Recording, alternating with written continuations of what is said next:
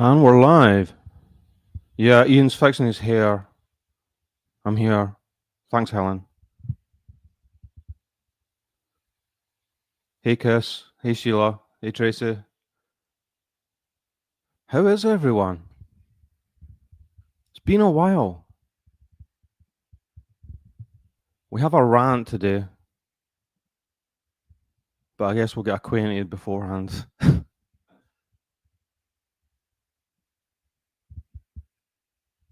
Hybrid. It's been a while, right? Oh my god. Yeah, I've not had much to say on YouTube for a while. Unfortunately, I go through phases when it comes to true crime, and I've been through one of those phases. But I'm going to get back into it soon. We have Sarah Boone to talk about after all, right? And I might have to make a few admissions when it comes to old Sarah. I have a feeling. Happy to see you too, Hybrid. So we're actually going to be talking about what is really the only topic right now, which is the other dimension that the world has slipped into over the last few months, it seems. Does anyone recognize this world anymore? We are in big danger, people. I'm referring obviously to the happenings vis-a-vis Trump, Vance, and the administration, and what happened to Zelenskyy there the other day. I'm still trying to wrap my mind around what the fuck actually happened there. And guys, I know there's going to be a good few people in here that support Trump. And I don't want anyone to have a knee-jerk reaction to this, because let's just lay the cards on the table here. I think Donald Trump, Elon Musk, and the movement that sits underneath them is the most dangerous thing going on right now, globally. But on the other side of the coin, I can sort of understand why I feel some people have fallen for the swindle. And we're going to be making that argument today. So if you're someone who supports Trump, if you're someone who over the last 10, 15 years, like me, has had enough of this bullshit wokeism, the progressive left going insane,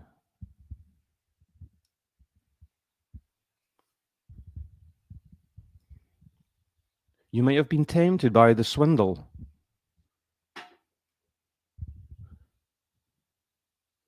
But I'm going to be making the argument that we should not fall for the overcorrection.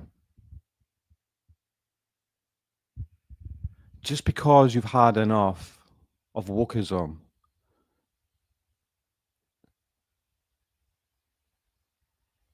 shouldn't mean you should fall for something that can only be explained as far right. There is a rational in-between state of mind and ethics and morals to follow. Hey, Prickly Pear. Thank you. Sheila says, told you on your last live, Trump and RFK. Yeah, as I say, I know some people in here support Trump.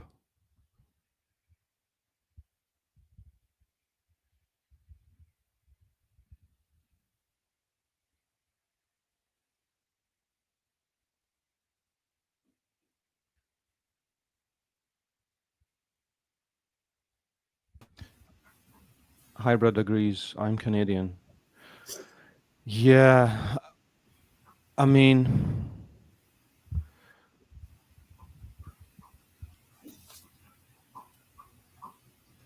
what are the important qualities that we should hope for in a leader? The most important qualities aren't actually that complicated, right?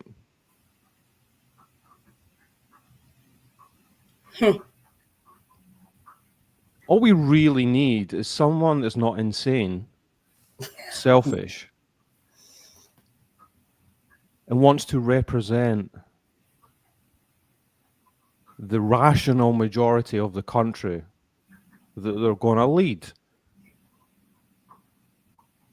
And we have none of those things with this administration. I think you agree, Cheryl? I do. See, there's the thing, Prickly Pear. I think Trump was the best of the options, but question on Elon at this point.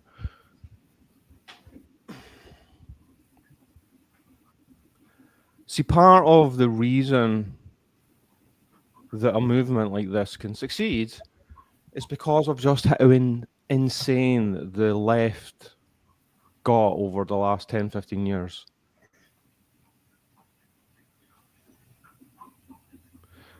And we need the left, the rational left, to stand up and be counted and put this right. Like, Shirley and I have spoken about this ad nauseum for so long in the lead up to the election and after the election, right? Yep. And like, I'm from the UK, I'm from Europe, Cheryl's from US, so we're always going to have a different insight to things. But that makes it interesting, especially now with what happened the other day with Zelensky and the situation with Ukraine and with Putin and Russia. This is affecting everyone. And this has just exposed one of the biggest problems that there is, and that's the weakness of Europe.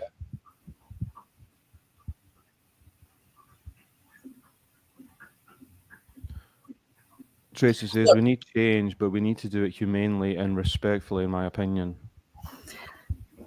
So I'm gonna try not to go off the rails too fast. I agree what Tracy says. I don't think that there is any American, and I'm only going to speak for the Americans, so this is all going to just be coming from my point of view, because I'm constantly asking you, Rabbit, about like, so what's it like somewhere else, right? Because we don't know. First and foremost, we are being very heavily censored over here on what we can and can't find on social media, and that's been proven. But I don't think anybody disagrees with what Tracy's saying. All Americans, we know there needs to be change. There needs to be change across the board. That's the thing. The problem is, in my opinion, and all of this is just my opinion, is that we've gone way too far to the other side.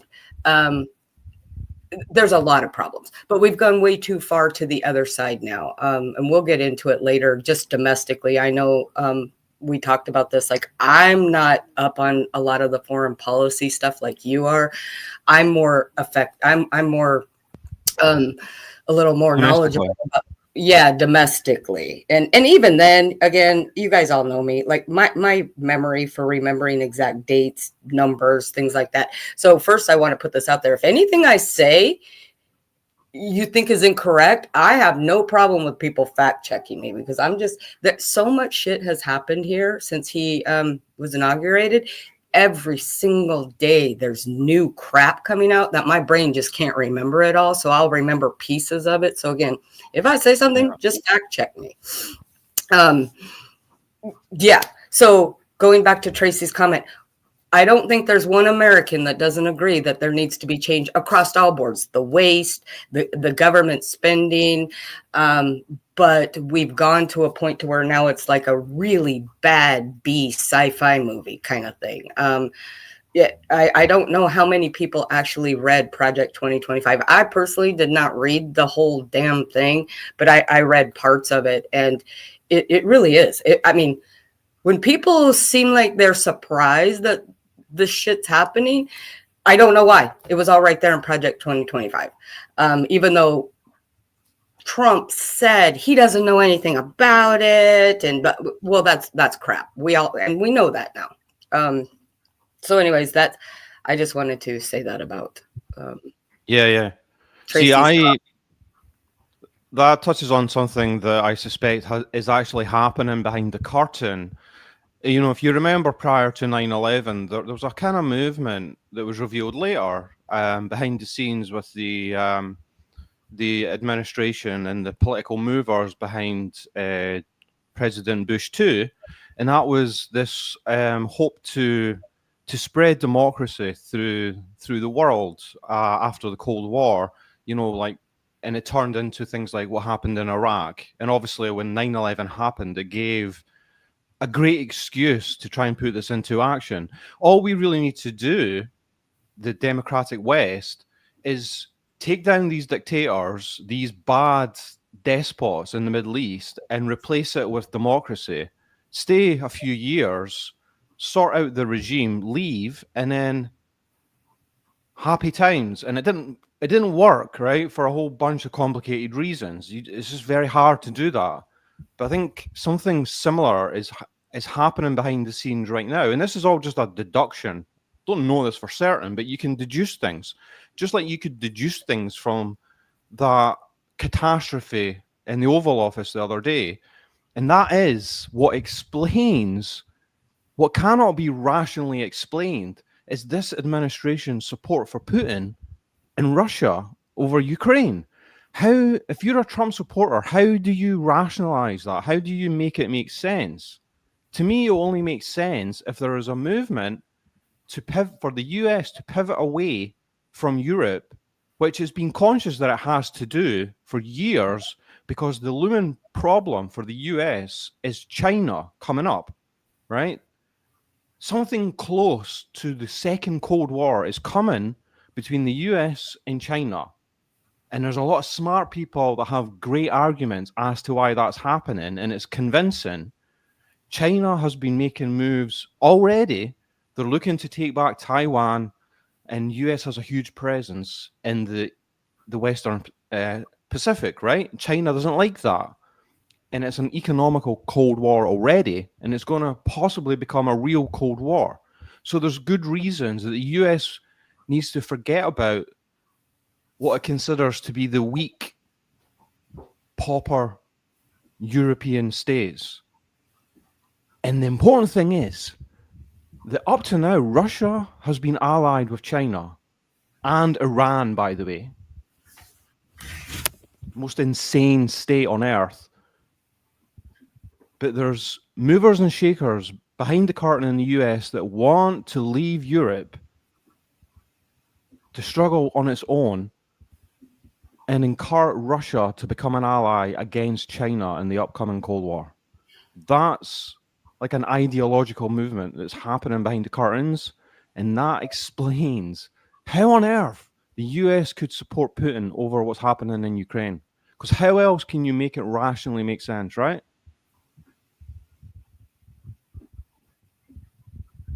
Hey, Roberta. Yeah. People coming in. Hi, Roberta. Hey, Welsh lady's here. I'm so glad to see you. Welsh lady.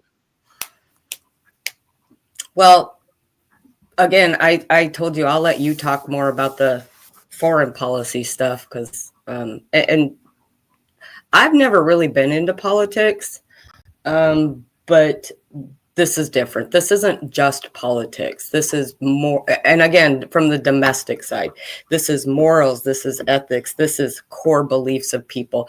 We all knew that there were, racist, misogynistic people out there in the US. We all knew they were there, but to the level that we've been seeing it, that has actually surprised me a little bit.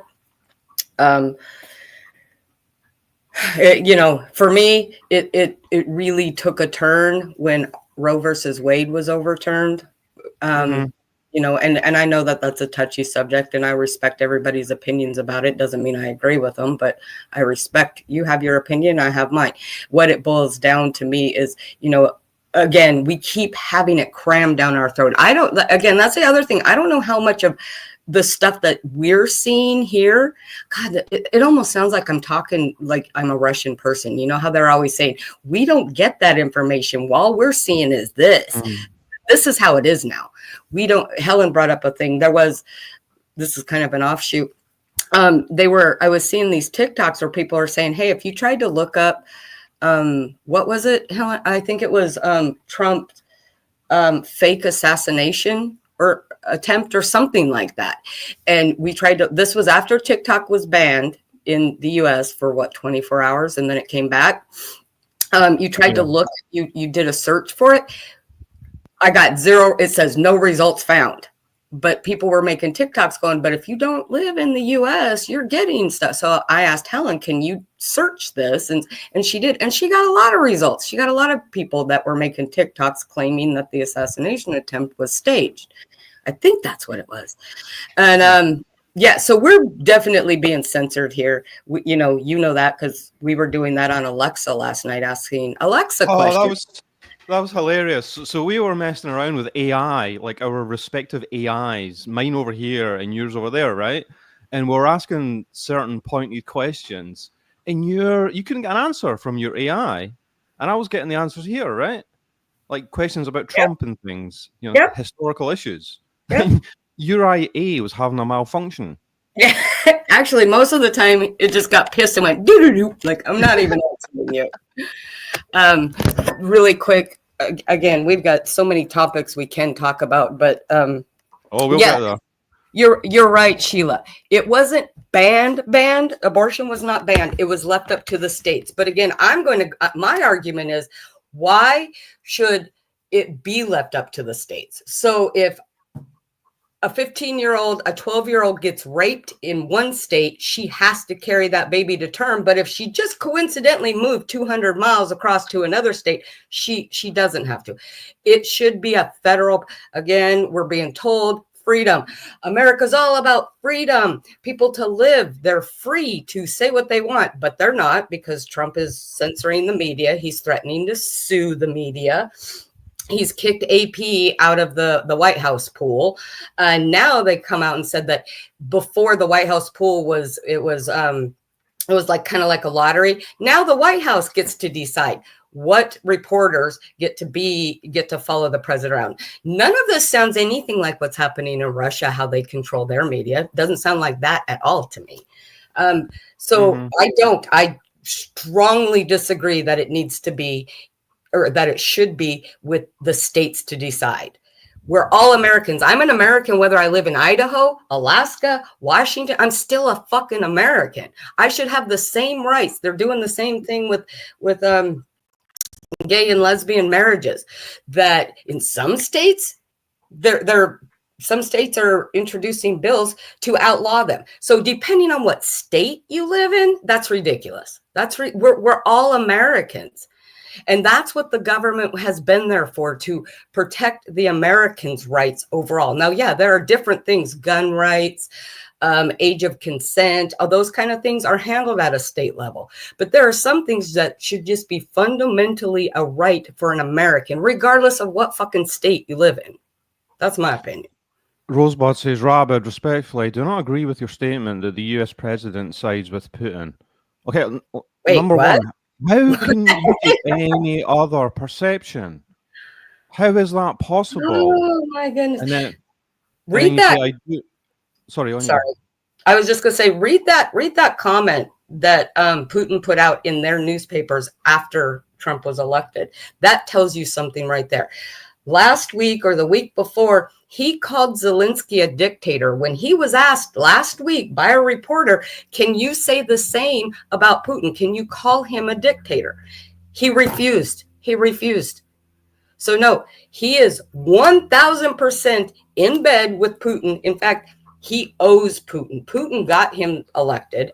Putin thinks he got him elected, whether he did or not. That goes down conspiracy roads that I'm not willing to go down. But Putin also praised him upside, downside yesterday after what he did with Zelenskyy. So when you have a dictator of a communist type country that's praising you, you're obviously doing something fucking wrong.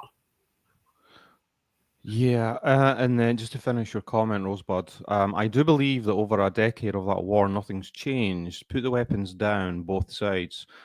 But Rosebud, wars take a long time, most of the time.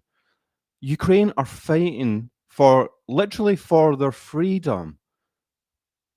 Putin, at the very, very minimum, wants half of Ukraine to become Russia.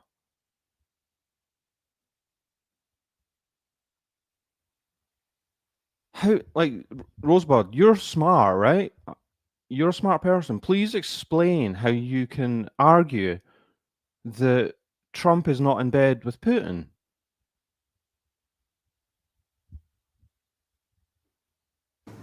Well, and the How other can you side of say that is that? I see people saying this, and again, this is their right to their opinion, but Zelensky doesn't want peace. And my first reaction is, are you fucking kidding?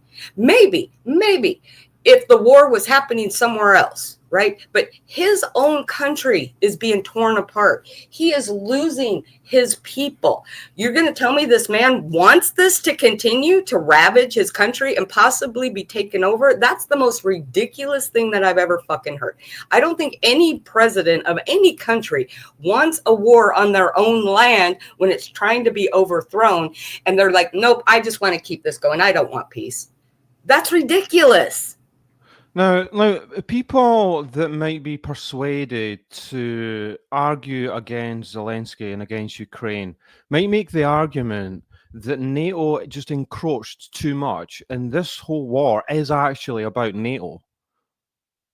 And you can make a legitimate argument that NATO was too evasive from the point of view of Russia, right?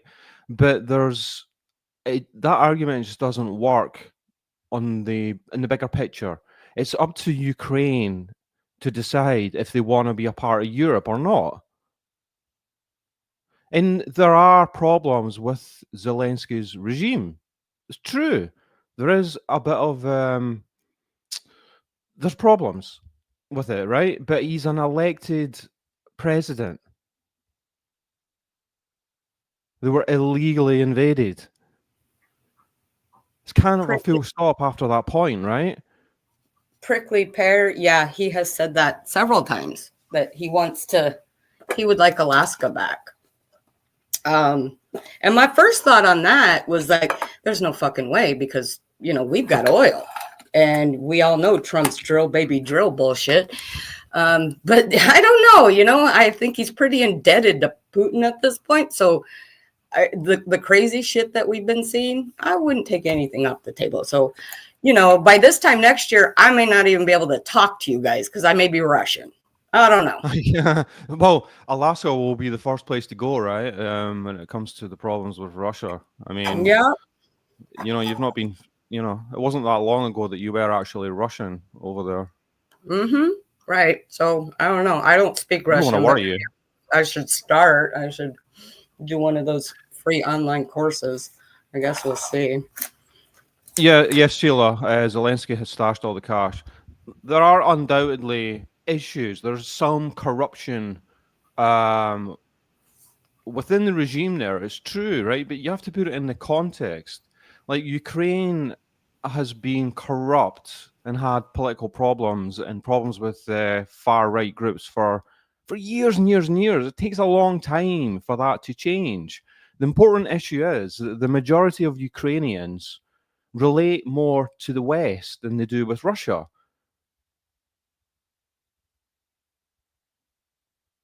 The Ukrainians that think of themselves as as Russian, only make up a tiny minority on the eastern part of Ukraine.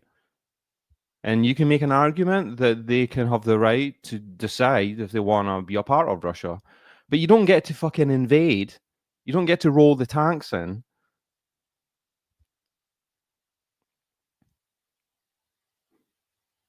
And if you're talking about corruption, then how can you defend Putin? It's the closest regime on earth to like a mafia Yeah. oligarchy.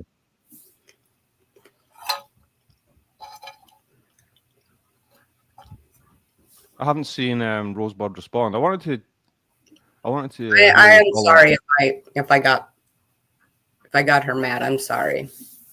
I told you I was going to promise to try to No, not don't too don't. high, but No one, no one should hold back, right? This is one of the other problems when it comes to like forums recently, is that people are too thin-skinned. We need to be able to strongly argue different points of view and to be comfortable and sitting in a room where you're going to hear arguments you don't like. yeah, Just well, that's as an American, that's our daily life. We're seeing shit left and right we don't like. Going right. back to domestic stuff. We don't Um, need safe spaces, guys. Okay, that that whole idea has to go. We don't. We need tension. We need friction. We need to be able to argue these things out and be okay with that, right? Just like we do in true crime.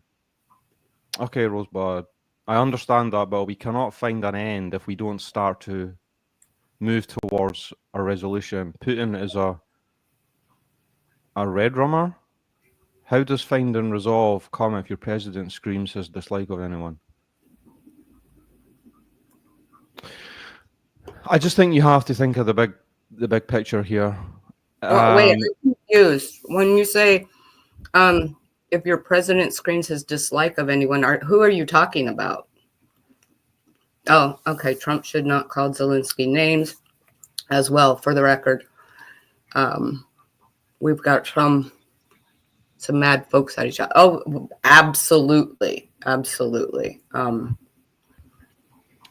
so let's talk Oh, about one.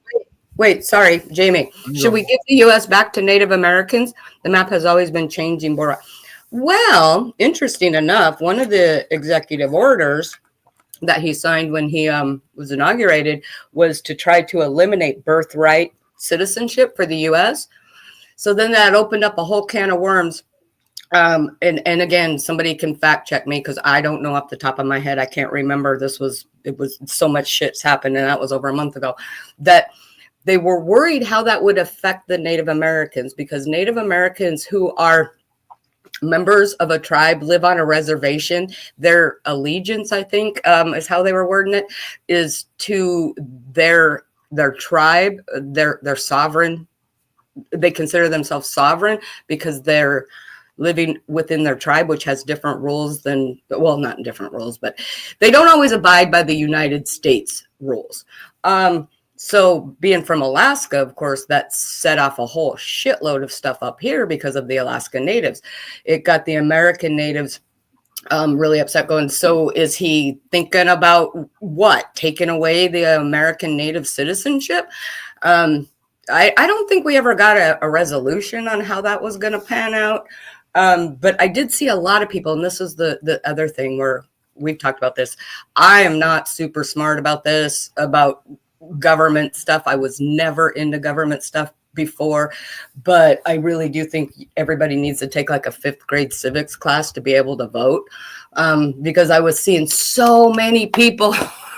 I was seeing these American Native creators on different platforms being threatened by people going, ICE is coming for you next. And whoever doesn't know, ICE is the immigration, where the deportation of illegal immigrants. Exactly where would you deport an American Native to? It was the question. Where, because this was their country first. This was their land first. But that's the thing about that's another thing that's got people riled up here. Yeah, I'm pretty riled myself. Sheila says, thing is, to me, Zelensky was put in place to be manipulated. The previous president was ousted by force. Yeah, see, there was a popular movement in Ukraine to become closer to the West, to become closer to Europe. That's what caused that to happen. When you've got states that are going through that period in their history, there's going to be dodgy moments that take place. People die. There's riots. There's uprisings. That's what happened, but it was a popular movement. Yeah, see there what Helen says. I truly believe whoever had been voted in the UK would have screwed us regardless. They're all as bad as each other. Yeah, I'm not a fan. I'm not a fan of Starmer. I think Sheila said that earlier. Starmer is worse than Putin. Well, he's not worse than Putin, Sheila. How can you say that, right? Um, but I'm not a fan of Starmer. And see, this gets on to the other issue that's been exposed by all this, right? Which is the weakness of Europe. Like, I voted for Brexit. Wait, what the hell is a toss pot? Other than, you know, an idiot, a what? A Yeah, what? yeah, Heard. that's our name for an idiot. Yeah. Okay, okay. I'm gonna start using that. Toss pot. You're a toss pot. I love some of your guys' words. It cracked me up. Yeah. Well, like I said, there's a lot to talk about. Like I said, you're way more informed on the foreign policy stuff. We just talk about the domestic stuff for a second before I have to go on mute and go do something. Go for it. Things have been changing here. We're at the point how I was describing it to someone the other day is like when I was growing up and I was, you know, younger in the 80s, whenever you heard the word cancer, that was automatically a death sentence. You found out someone had cancer, they're going to die. But not everybody knew somebody with cancer back then, or at least it wasn't talked about. Then it got to the point everybody has known someone who has had cancer. We're getting to the point here in the US where now, because of the crap that he's doing, at first it started out with small pockets of people that were going to be affected. And most people, not most of the hateful people, they were okay with it because it doesn't affect them, which in my opinion makes those kind of people disgusting. You know, that something has to actually affect them before they feel like it. They needs to say something. But now with everything, with the ranchers, the farmers, gay and lesbian, everybody, it's getting to the point where everybody is going to be affected at some point. First and foremost, I would like to say, I don't think that there is a person in the United States who doesn't agree that if you're an illegal immigrant, you should not be here. I don't think anybody has a problem with that. The problem is he's not just going for the illegal immigrants. He's going after, I just call it what it is, anybody that is not a white, straight male. Then Elon's giving you my heart salute. I don't think that there's a person alive other than the people that are drinking the Kool-Aid that didn't see what that was. Then another, I think it was a senator, he did the same thing. Steve Bannon did that. So now doing the Nazi salute has become quite the popular thing. And it's okay. It's okay now. So they're changing the way things are. Personally, for me, I just want to say, I've explained this to you. I was involved with this long before. Like, I can't have kids. I mean, I'm past that age. I'm not going to be needing an abortion soon, but I have always been an advocate for it's your body, your choice. That's not for me to judge. It's not for me to say. So I've been involved in some things, even when it didn't affect me. But a lot of the shit that he's doing now does affect me. And it affects every single person in my family. My older son is a veteran. What he's doing to the veteran disability, primarily around anything mental health, the mental health crisis hotline for veterans has now been shut down. They're trying to go in, they're trying to slash the benefits that these veterans are getting.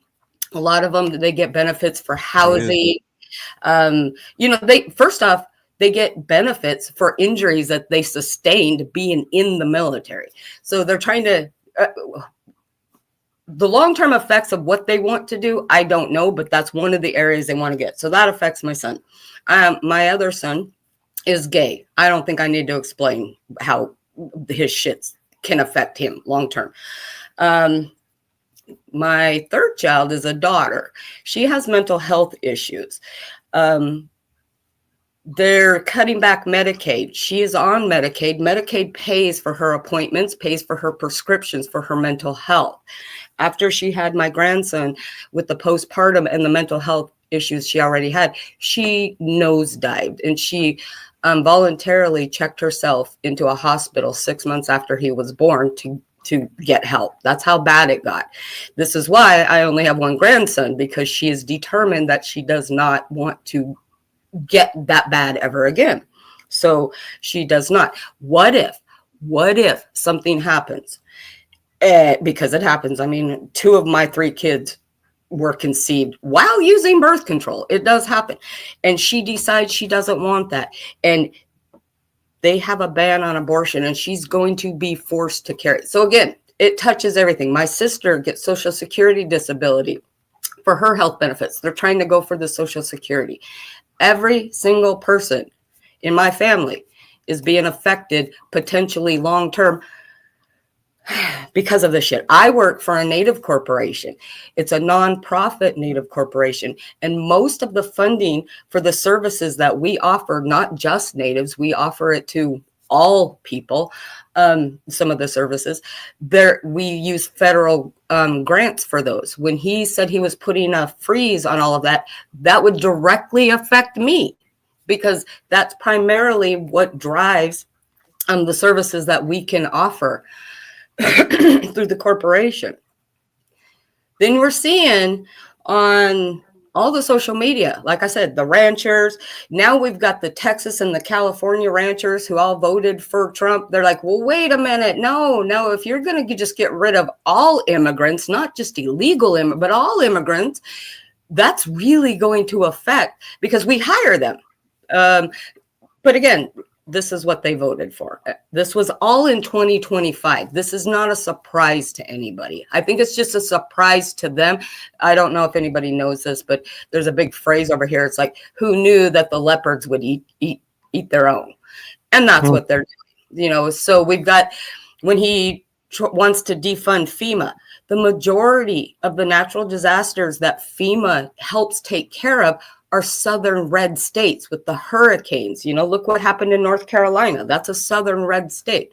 And that state cannot sustain taking care of its own people if they have another natural disaster to the effect that they had last year in North Carolina with the floods and hurricanes and all of that stuff. So every single person at some point is going to be affected. A lot of people are starting to come out and say, I didn't vote for this. Well, you kind of did, but you were just ignorant. You thought that he was going to ruin someone else's life. You didn't think it was going to affect you.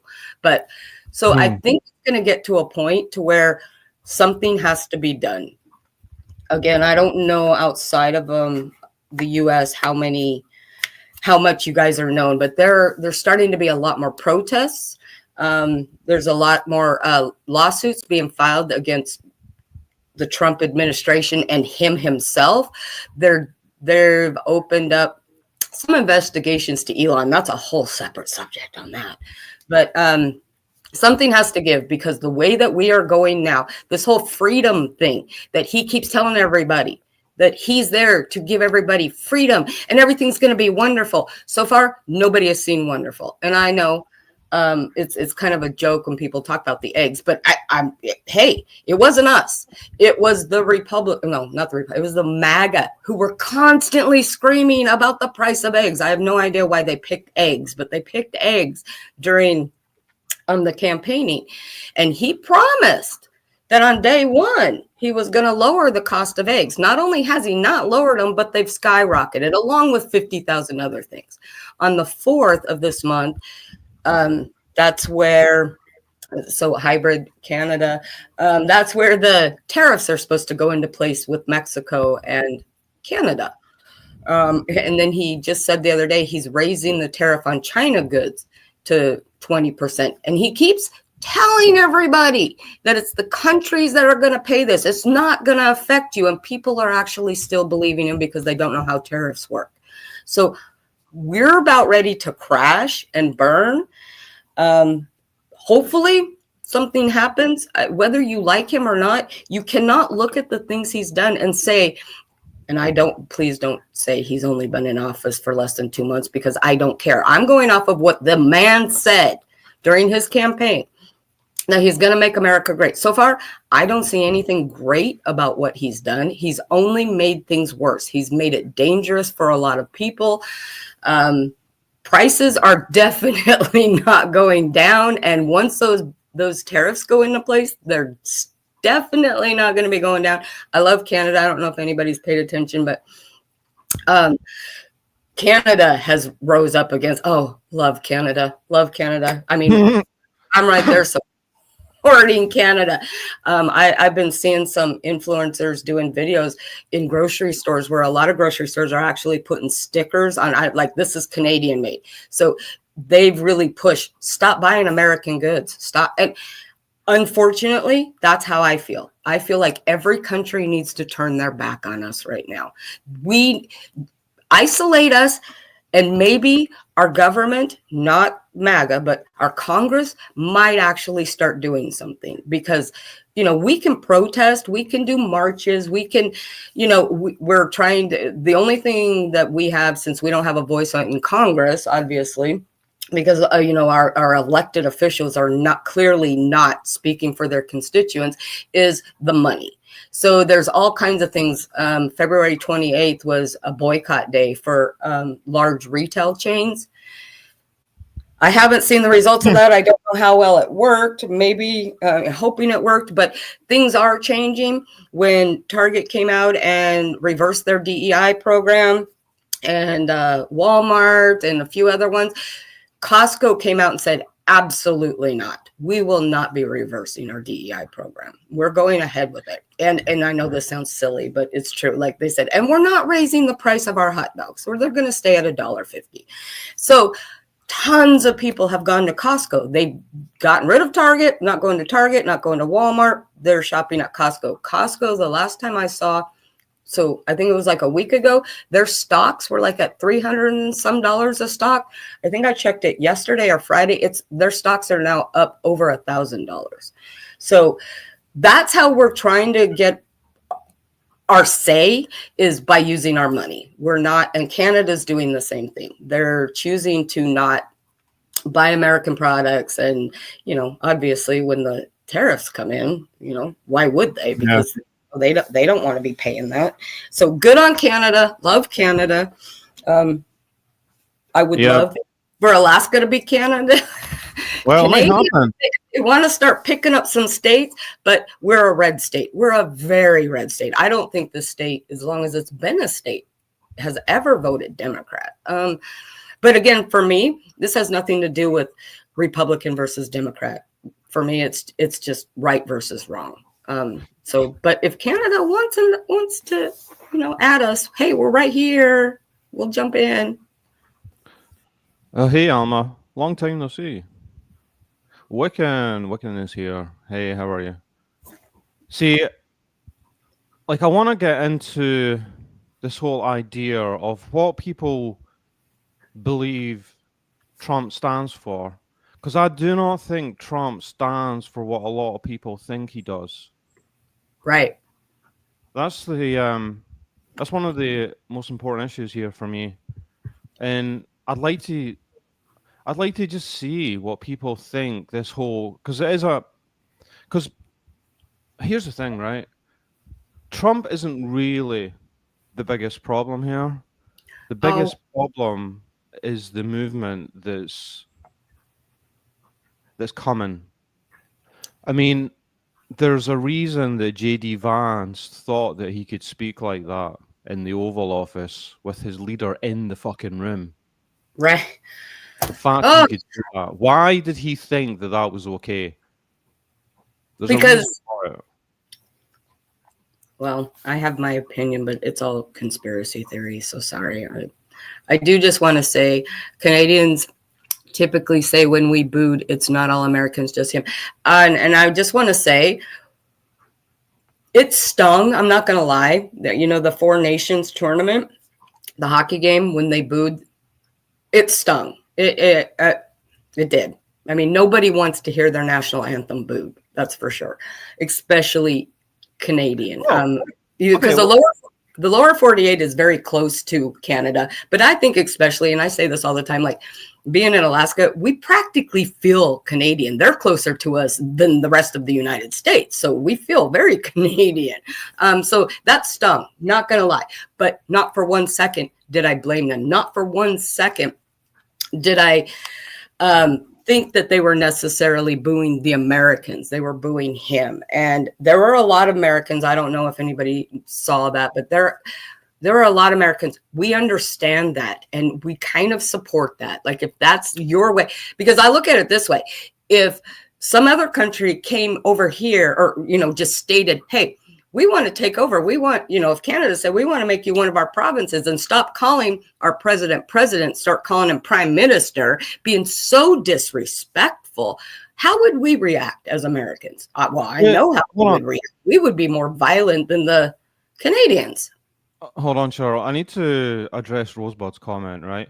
Thank you, Rabbit, for the chance to voice my opinion, but respectfully, this stream is one-sided. That's okay. See you another time. Did you not hear me from the start of this, Rosebud? Like, I laid our cards on the table at the beginning of this, okay? We both think that Trump in this movement is the biggest problem that exists, okay? We're not going to sugarcoat it. We're going to give you our honest opinions. Do you want to be in a forum where those that are voicing their opinions fake it or try to sound balanced because they don't want to piss people off? We should be able to listen to the counter arguments. We should be okay with friction. Why is that a problem? And if it has to be one-sided, because this is both of our opinions, right? We're giving it to you, and we want to hear the counter arguments. Yeah. And if you want to come up and hash it out, then you're welcome to do it. Like, there's the panel link for anyone that thinks that we've got this wrong. Then come up and talk to us about it. It's really okay. I don't get that mentality. Rosebud has not been blocked. Why would I block her? Who said she's blocked? She's not blocked, Sheila. Trust me. No, nobody's been blocked. Again, Rosebud and I are friends. We've spoken many times before. She's a smart cookie. I just disagree with her. And why is that? Why do you have to leave the room? I mean, it's fine. I don't mind. I don't care about numbers or shit. Okay. He's here. Okay. Yeah. I love Rosebud. Okay. And I love the discussions that we have. And I am sorry if I'm contributing to making you feel you're not. I just, again, it's not an excuse, but it's a reason. I just explained how some of the crap that's happening is directly affecting every single member of my family. I'm very passionate about this. I've been passionate about certain things, but not overall. But it's a mess. Everything is a mess in the United States right now. And we're all just sitting here shaking our head. I don't know if anybody remembers, but Trump actually talked about, before he got elected this time, wanting to abolish the Constitution, right? He says these crazy things, but then he got elected and he's enacting them, or he's trying to. Anyways, it's very difficult for most Americans right now because, like I said, at some point, every American is going to be affected in a negative way by the stuff he's doing. Again, I'm not saying everything he's doing is horrible. The immigration, again, I don't think there's an American alive that would say, I think it's perfectly fine if illegal immigrants live here. But the way he portrayed it was disgusting. It was gross and it was dangerous. When you had the Haitians eating the cats and dogs in Ohio, like that was not happening. He talks about other countries dumping their criminals from their insane asylums and their prisons in the United States. But he's talked about wanting to send some of our longer really bad American criminals to Venezuela. He wants to ship them to Venezuela. So none of this is making sense. We have a leader who cannot act presidential. That's the other point. He doesn't act presidential. There's a certain standard you're supposed to uphold Right, exactly. as the president, and he's not. He's acting like a schoolyard bully. And then you got Vance running around. I don't know if anybody ever saw the Christmas Story where they had that, that one bully, that redhead with the braces, and then he had that little guy running around going, yeah, yeah, yeah. That's Trump and Vance. But I'm going to also tell you my opinion is Trump's not running this show right now. He is not. Elon bought the presidency. Elon is in charge. That's a whole nother section. But as an American, if you're not scared about where this is going, then there is something wrong with you, or you really like the taste of that Kool-Aid. And I am sorry, Rosebud, because I do respect you, and I respect, and Sheila too. I see Sheila's. I'm not really reading the comments because I can't read and talk at the same time, but I respect people's opinions. Yeah. What I can't respect is, how do I say this? What I don't respect is people's blindness to the things that aren't okay, but support the things that are. In my opinion, he can do 10 things right, but if he's trying to diminish or marginalize a group of people who have had rights as they should, for that, any of the other things that are hurting other humans, I can't get on board with that. I really can't. I just want to make a quick correction. Thanks, Helen, for pointing me to that. I misread Sheila's comment. She wasn't saying that the Rosebud was blocked. She was saying that she was wondering if she had her blocked. So sorry about that. But yes, dare to be different. That's what I said a little bit ago. So I end up talking a lot when I talk somewhere about being, a blue dot in a red state. Well, technically I'm not.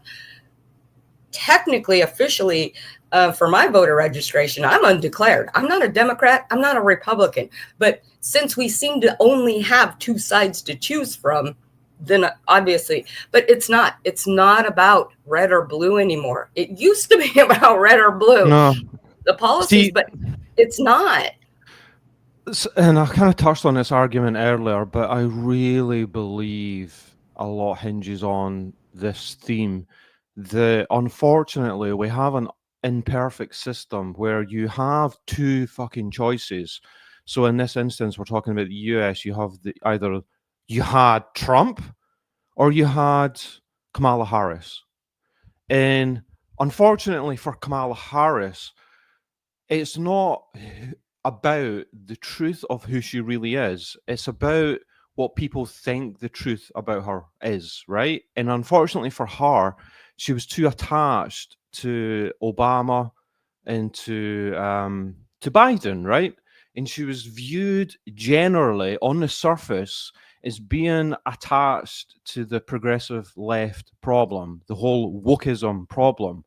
And when people only have two choices, it's a lot easier to make mistakes, I think, right?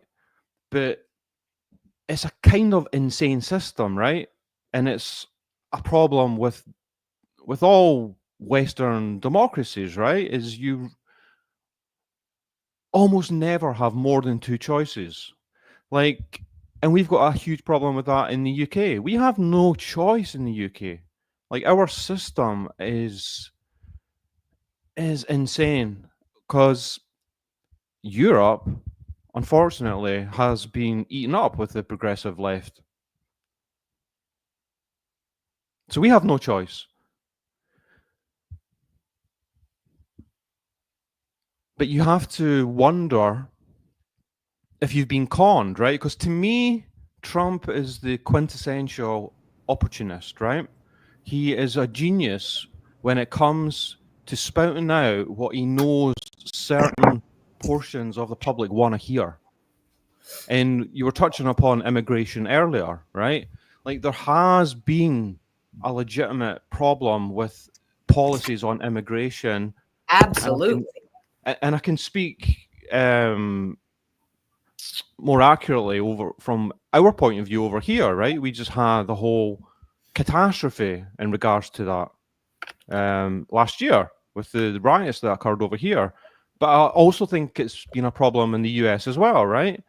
But you have to notice when leaders are taking advantage of people's frustration at immigration policies. And like there's a phrase that comes to mind here, right? When people are arguing against these problems, that if rational liberals won't police the borders, then Nazis will. And there's a version of that taking place right now. Because there's a legitimate issue with the policies of the progressive left, it's opened the door for this insane regime to come into office. Mm-hmm. And I think that's exactly what's happening here. And I wonder if people don't see past the surface of what's going on. If they can't see they're being conned. How else can you explain this regime's support for Putin? Like I said, I think people are waking up. We're not even at 2 months yet, and a lot of people are waking up.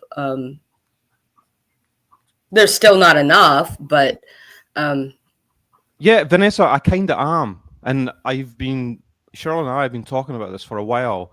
But I think a lot of the responsibility for the election and this regime being able to come into power is the problems that the left.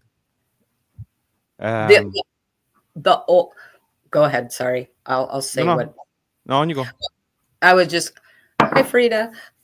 So, Rabbit and I have talked about this. And again, this is just my opinion, and it's probably pretty ignorant, Vanessa, because like I've said, I was never really into like politics as a whole. There were just certain things, like I said, about, Roe v. Wade kind of thing, stuff like that. But from what I saw, from what I've seen, especially this last election, the Democrats did what the Democrats have always done. And the Republicans, in the past, they have a plan. They have a roadmap of how they're going to run a campaign and the talking points that they're going to hit on. Clearly, MAGA is not Republican. So the game's changed. The game's not only changed, which means the rules had to change. The Democrats, from what I saw, we're mostly trying to run it the same old way that they've always ran it. And I'm just going to tell you, yeah, and that just didn't work. I'm going to tell you from my point of view, from being in a very red state, the first thing, and I've heard this my entire life, I still hear it to this day, Democrats want to take our guns. I'm never going to vote for a Democrat. They want to take our guns. That's not the case. That's the old mentality back when the Democrats were more what we call up here in Alaska, tree huggers, save the planet, save the bushes, save every bug, take away everybody's guns. That's how people perceive the Democrats. The Democrats have not done a whole lot over the years to kind of dispel that. I did see some kind of change with Kamala, where she comes out, she's like, I own a gun. I shoot a gun. Oh my gosh, why can I not remember what's his name from Minnesota? All of a sudden it's gone. The one that for her. It always happens when you go live, right? I know. Tim Waltz, yes. And he's like, dude, I hunt. I use guns all the time. I hunt. And, that's them trying to show the American people that the old Democrat beliefs are not the same anymore. But in my opinion, it was this is something else. Absolutely. This is not, like, these people do not represent the traditional Republicans. No way. No. So how the Democrats need to roadmap their campaigns needs to be different. And they just didn't pivot and change enough. And we've talked about this. I don't even remember if you agree with me or not, but in my opinion, she didn't have I'm surprised she got as much support as she did in the short period of time she had. But she did, like you had said, She had everything about Biden strapped to her back. Yes. That There was wasn't enough time. She didn't have time. yeah.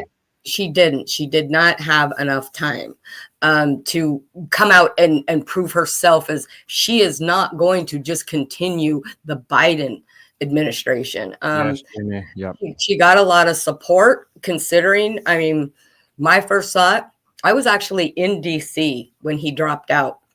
I was visiting a friend, and it was really funny because it was actually Rabid that I'm in DC, and it was Rabid who's over in the UK who messages me going, "Hey, did you hear?" It was really funny. So we hurried up and we turned on the news, and my first thought, and this is, I feel bad for this, but I mean, my friend and I, we looked at each other. I'm like, I don't know if we're ready for a woman yet. I hope we are, but I don't think we're ready for a woman, especially a Black woman. But the momentum just picked up, and it was, oh my gosh, it was such a good feeling. Like maybe we are, as a country, we can do this. We can do this. And I honestly think that maybe if she had had a little more time, possibly. I did just see, I haven't fact checked this. I did see an article. I just read the headline that she is not going to be running for governor because that was one of the things people thought, what is she going to do next? Maybe she's That's what I was wondering. I remember. Yeah, run for governor of California. I saw a headline saying that she put out a statement, again, fact check this because I'm not sure, that she's decided to not run for governor and focus on running another presidential run in 2028. Not sure how I feel about that, but that's a whole other story that we got to get through these 4 years first. But it's what's coming after that's even more worrying, though. Like, do you know how it is? What's the door has been opened for something really concerning. Like, he's shown that this sort of shit works. That's what's concerning. And you, like I said earlier, it was epitomized perfectly with J.D. Vance, that vile cretin, the way he spoke to Zelensky, with Trump in the room. I mean, like, just to imagine, right? You were to bring back people like people of like politicians of standing in U.S. history, like JFK, Lyndon Baines Johnson, and let them view what happened in the Oval Office there. You could not get them to believe that that was real. Like, we've lost something incredible in the last few years politically. People that don't like Kamala for whatever reason, could you imagine that conversation happening with her as the president? Could you imagine her threatening the governor of Maine that he's going to withhold funds if she doesn't do what he tells her to do? I mean, can you imagine? Whatever faults people have against Kamala, we've talked about this. She was in my opinion, she was definitely, okay, so they're all politicians, but the things that she wanted to do were for the people. It wasn't going to hurt. She was genuine. Trump's only agenda is to be king. I sent you that picture that was on the official White House Twitter website. And no, I'm not calling it X. Where he wants to be king. He wants power and he wants money. Kamala, they couldn't nail her down on definite things. Yeah, that was literally on the White House official Twitter. And for people that are not in the US, I don't know if you realize the ramifications of that. That is huge. It's so disgusting. Yeah, I mean, that's just a picture, but is it that far from the truth, guys? Well, he put out a tweet that said something, and he ended it with "Long live the king." So that's why they did that. The point, the point here, guys, is what are his motivations? Right. Versus hers. I just want to clear this up really quick. I think she would have made a phenomenal president. Yeah, and my only holding back a little bit about it is because, not because of her, but because, again, I go back to that question. As an American, are we ready for a female. We're ready. Will we get to that point where we will actually elect a female? Because the misogyny and the racism that we are seeing now tenfold, that we always knew was lying dormant under the ground, and guys sitting around their truck and campfire drinking beer and shit talking crap about people, that was one thing. But they're out there doing Nazi salutes now. We've got the KKK marching down streets in anywhere town USA, and nothing's being done. I just worry that if the Democratic person, if it's a female. How can you say she's a joke, Vanessa? You're talking about Kamala, right? Like I said at the beginning of this, the qualifications that I think that are important in a leader are not that complicated, and one of them is to have class. She says, right? Not her. Not her. I don't know what that means. And there's a lot of people that don't like Kamala, and that's okay.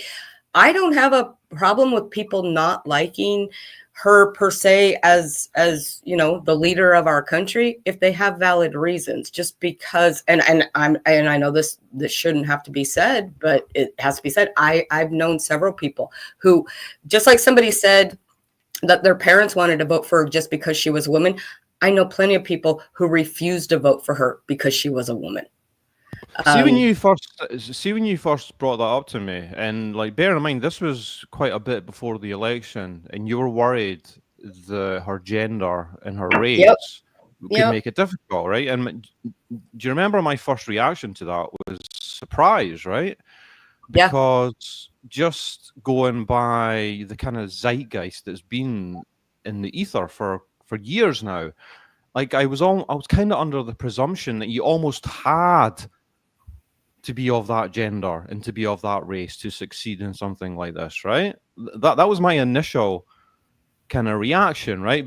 Because of the things I explained earlier, right? With the problem of the kind of overcorrection of the progressive left, right? Because I view the whole wokeism movement as being an overcorrection to the wrongdoings of the past, right? When we genuinely had things like racism and homophobia, right?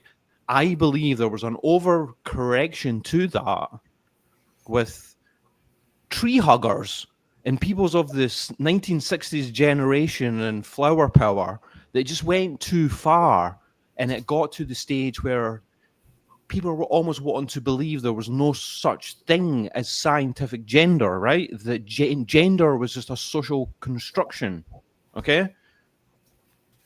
But really quick, you totally misunderstood Vanessa. Oh, sorry, Vanessa. But I just want to say, you met her? That's so awesome. That's so awesome. I would love to meet her. I went out. I bought all the shirts. I wore the shirts everywhere. And in a very red state, which was actually really cool. Side story really quick. My daughter and we went to our fair, and where our state fair is, it's really kind of redneck red out there. We wore our shirts proud to the fair. She had somebody come up and go, "Hey, where'd you get that shirt?" She told him, she's like, "I don't know. My mom bought it for me." And, the guy held a thumbs up. He's like, "It's a fucking awesome shirt." It was so cool. We went to the Democratic booth at the fair, and they were sold out of shirts. So it was awesome. I was all in. So I'm jealous that you got to meet her. Yeah, good for you. And guys, this is one of the problems with doing lives, is it's very easy to get the wrong end of the stick sometimes, right? You don't catch all the comments sometimes, right? So you kind of miss things here and there. So yeah, that's why you guys just say some shit and I'll smack it down for you. Yeah, that's the plan going forward, guys. Okay, either you smack it down or Helen and chat can smack it down for me. It happens, and I'm kind of rusty. It's been a while. What's it been? 6 months? Yeah, when I looked at your list, your last live was 6 months ago. And also, I mean, very, very sorry, Vanessa. Sorry that, there was that misunderstanding. But when I don't know what Ian does, but when I'm talking, I'm not reading the chat because I can't multitask like that. So I'm very sorry. And again, I don't want to offend anybody. I'm just here to talk about my opinions, and people are free to disagree. I see, and Rosebud, I am so glad that you're still here. Yeah, good for you. Yeah. You're proving my point. Thank you. All those other presidents you just mentioned, we have no idea what went on behind closed doors. Yeah, I'm True. sure, but True. I'm talking about That, generalities, like their general class and their general motivations were for the most part noble and for a genuine desire to represent the best future for the society that they're representing. No one can make a sensible argument that that's what Trump is all about. People right. think that that's what's going on, but it's not. And no president is perfect. I'm not saying that. We've talked about like wars, and people talk about like, well, you don't know what the Americans do. No, I don't. And I don't pretend like every American soldier is a great upstanding person that doesn't commit war crimes. And we know that. Part of the thing is, though, is overall, what are your motivations? Is it to help not just your country, but the actual it's easy to say, we want to make the country great again. What does that fucking mean? What does that mean to me? What does it mean to my gay son? What does that mean to my veteran son? What does that mean? Because you say that, but then the shit that you're doing kind of doesn't support that comment. So we're still waiting to see how you're making it great again. You don't have to be a Kamala supporter, but when she was campaigning, she stated, people say, she didn't have any, she did. She stated things she was going to do, and none of them were crazy things like, I'm going to bring the price of eggs down on day one kind of thing. The things that she was stating, they were to help the eggs. Yeah, I am not kidding. Like McKenna and Nathan were literally last night trying to talk me into letting them get some chicken. I'm like, actually, I kind of think we need a cow first because the price of milk's skyrocketing too. So, yeah. Again, you think about the things that are happening that are affecting the average American, not the upper middle class, not the the higher class, but the average American, or worse, the people who are considered poverty. How is anything he's doing helping? Cutting Medicaid, cutting Social Security, cutting Medicare. Biden had signed that executive order about insulin, which was a big deal, but it was just the start, that it was capped at $35 a month for Medicare people. Now, Medicare people are people who are on Social Security or on a limited income. They're retired. So, he came in and wiped that out, said, nope, the drug companies can go back to deciding. And I literally just got a message from a friend yesterday who her aunt's husband, who they're older and they're retired, he went to pick up his wife's insulin, and the health company is now saying it's $1,000. So when Biden was there, capped it at 35, now it's back up to $1,000 for a month's worth of insulin. That's her payment. That's the copay they have to pay. Mm-hmm. And again, I know a lot of people not in the United States don't really understand a lot of, well, maybe you understand, but you don't feel the ramifications. I know we talk about it a lot about health insurance because you guys have it different. I know Canada has it different. People literally go bankrupt. They become homeless because of medical bills. They can't afford medication. You hear stories all the time about people who die because they couldn't get their heart medication or their insulin and things like that because they couldn't afford it. It's a big thing over here. Thanks, Rosebud. Yeah, I hope to see you again next time.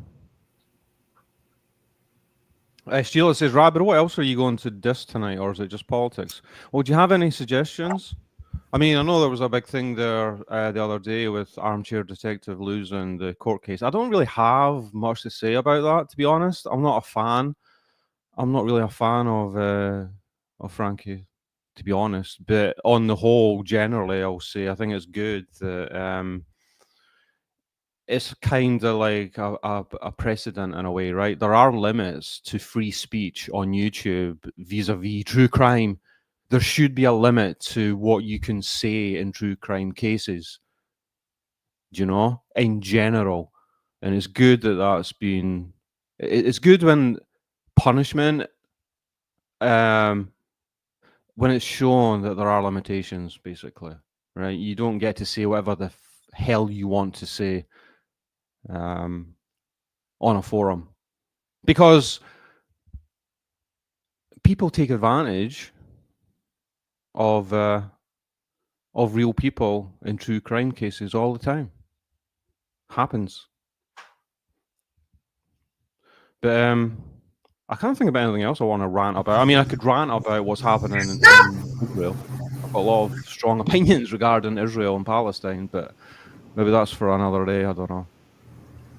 Alma, are you in the U.S.?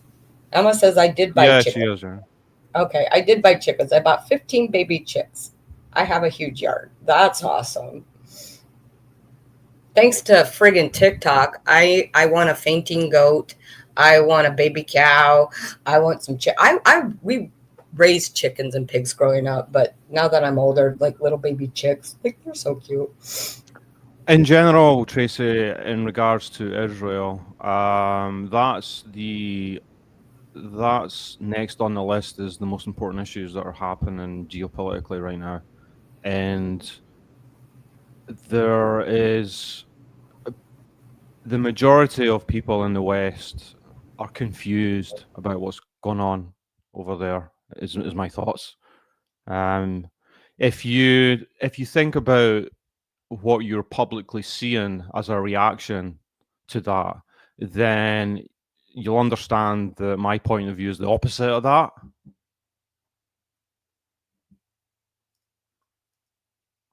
But that's a whole other ball of wax to get into. Oh, did we, Tracy? Can I play that video? This might turn everybody off. That one with that letter that guy wrote. Yeah. I'll put it on like 1.5 speed because it's kind of long. Go for it.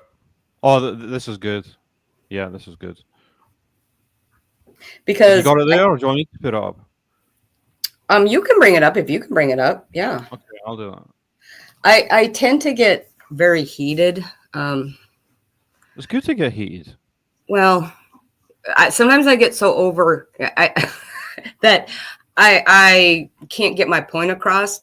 And I'm one of those people, like, just because you're saying it louder doesn't mean that, you're right. So I try not to.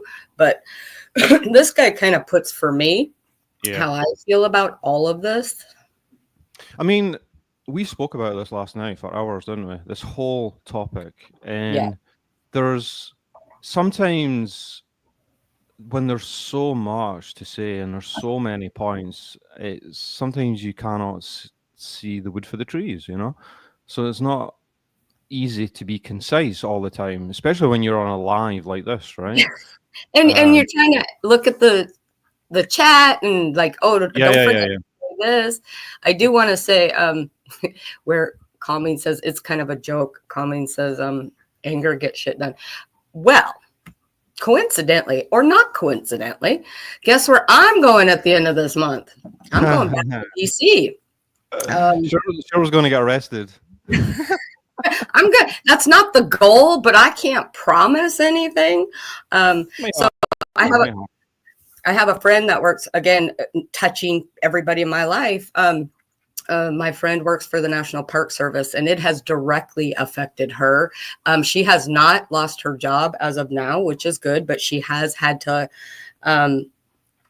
rescind quite a few job offers because he put a freeze on hiring when he came in on January 20th. So she had to rescind some offers. And the thing about the National Park Service is a lot of times people apply from other parts of the country. I don't think she has any direct reports that are actually from that area. They all had to move there. In fact, she did have to let go of one guy who was under his probationary period, and he had moved there. I think she was Oregon or Washington. She had to let him go. That was on Valentine's Day, which sucked for her.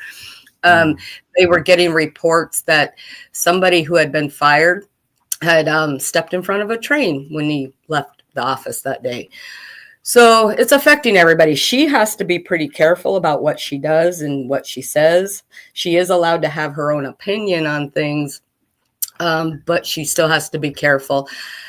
Just minute little things which don't mean anything, but it's just another form of government control. That if one of the things she said was that if anybody has pronouns as part of their signatures on their emails, they were ordered to remove it. They are having to send in a weekly email with 5 bullet points of things that they've accomplished that week. What was really funny though is a bunch of people leaked that email that was sent, and the OPM email that they're supposed to send it to was put out on social media. So people have been flooding their email with, and I did too. I've sent 2 emails of 5 things I've done. And one of them was, I bought some shirts from a Black-owned business against the rapist, anti-rapist shit.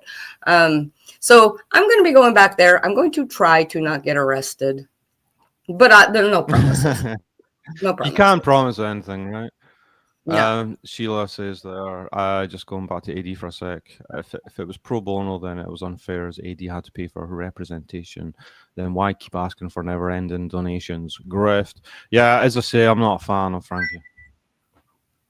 Well, I'm just going to say this shit because I think people know where I stand on that too. But I will say, I don't think that's unfair.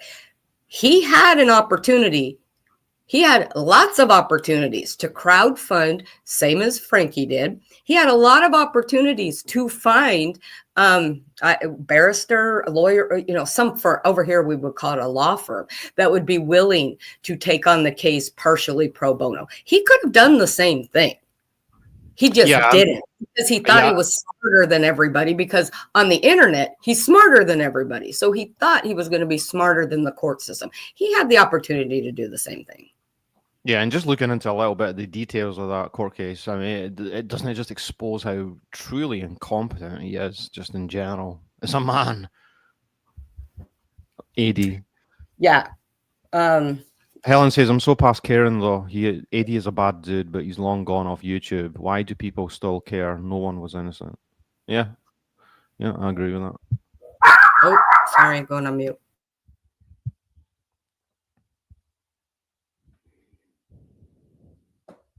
I'll wait for Cheryl to come back before playing this video, because it's a video she sent. Welsh lady, what happened to AD? He had a counterclaim against Frankie, and he lost that. Just the other day.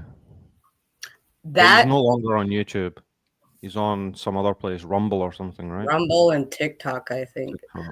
That, Jamie, that I agree with. That goes back to where I think the Democrats, it's taken them too long to figure out that they're not playing the same game. Definitely not with the same rules, because it's not Republicans anymore. It's MAGA. There is a difference. I do have many Republican friends, and they don't buy into the Trump bullshit.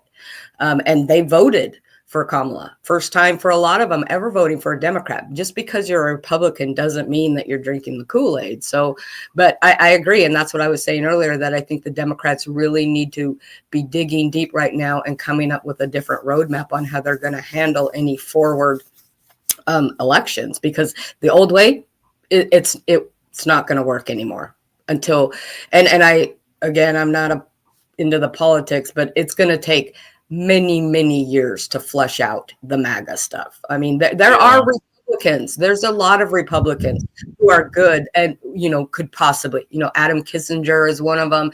There's a lot of Republicans that are not MAGA. They're just Republicans. I still don't agree with a lot of their stuff, but it doesn't matter. They're not MAGA. MAGA is they're like the fanatical group of the Republicans. And that's why I try to be very careful when I'm saying, because I don't think all Republicans are MAGA. And I just want to, just before we play this video, because this is great, I just want to... thank you, Sheila. I just want to... Yeah. Sheila's a big fan of Cheryl. Vice versa.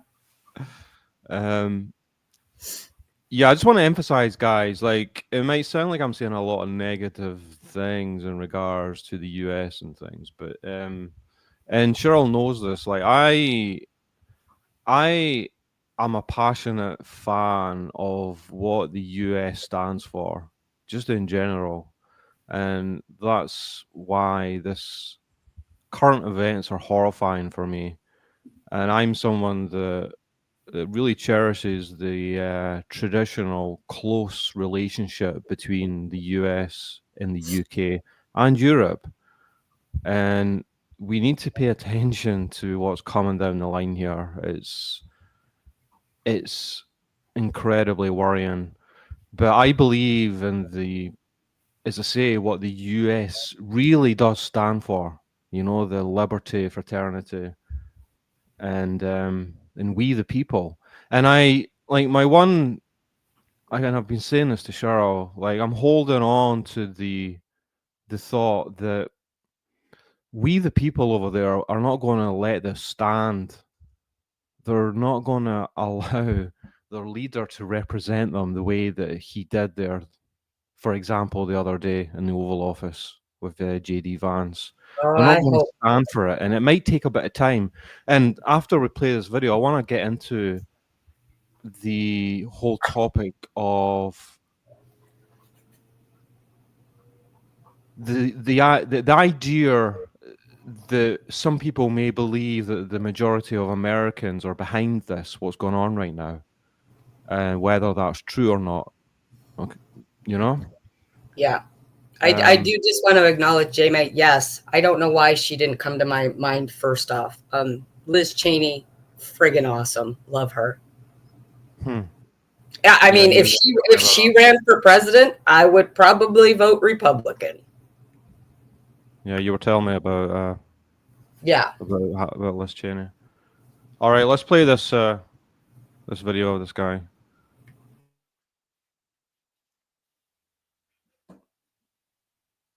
Give me a second.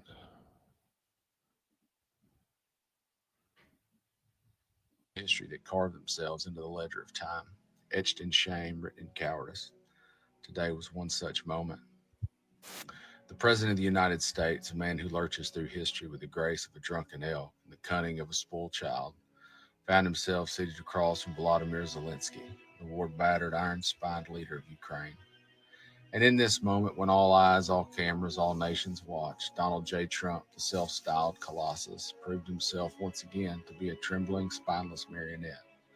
A coward wrapped in a cheap suit, desperate to please the only man whose approval truly matters to him. Not the American people, not the Constitution, not the soldiers who bled under our flag, but Vladimir Putin, the oligarchic maestro of his every move. It would have been enough for Trump to merely bumble through his talking points, to stammer some vague, unconvincing drivel about peace and diplomacy, to offer the world his usual carnival of verbal sludge. But no, today was a performance, a deliberate, humiliating display of submission. His words dripped with hesitation, his shoulders rounded like a schoolboy caught lying his homework, his eyes flickering with the unmistakable glint of fear.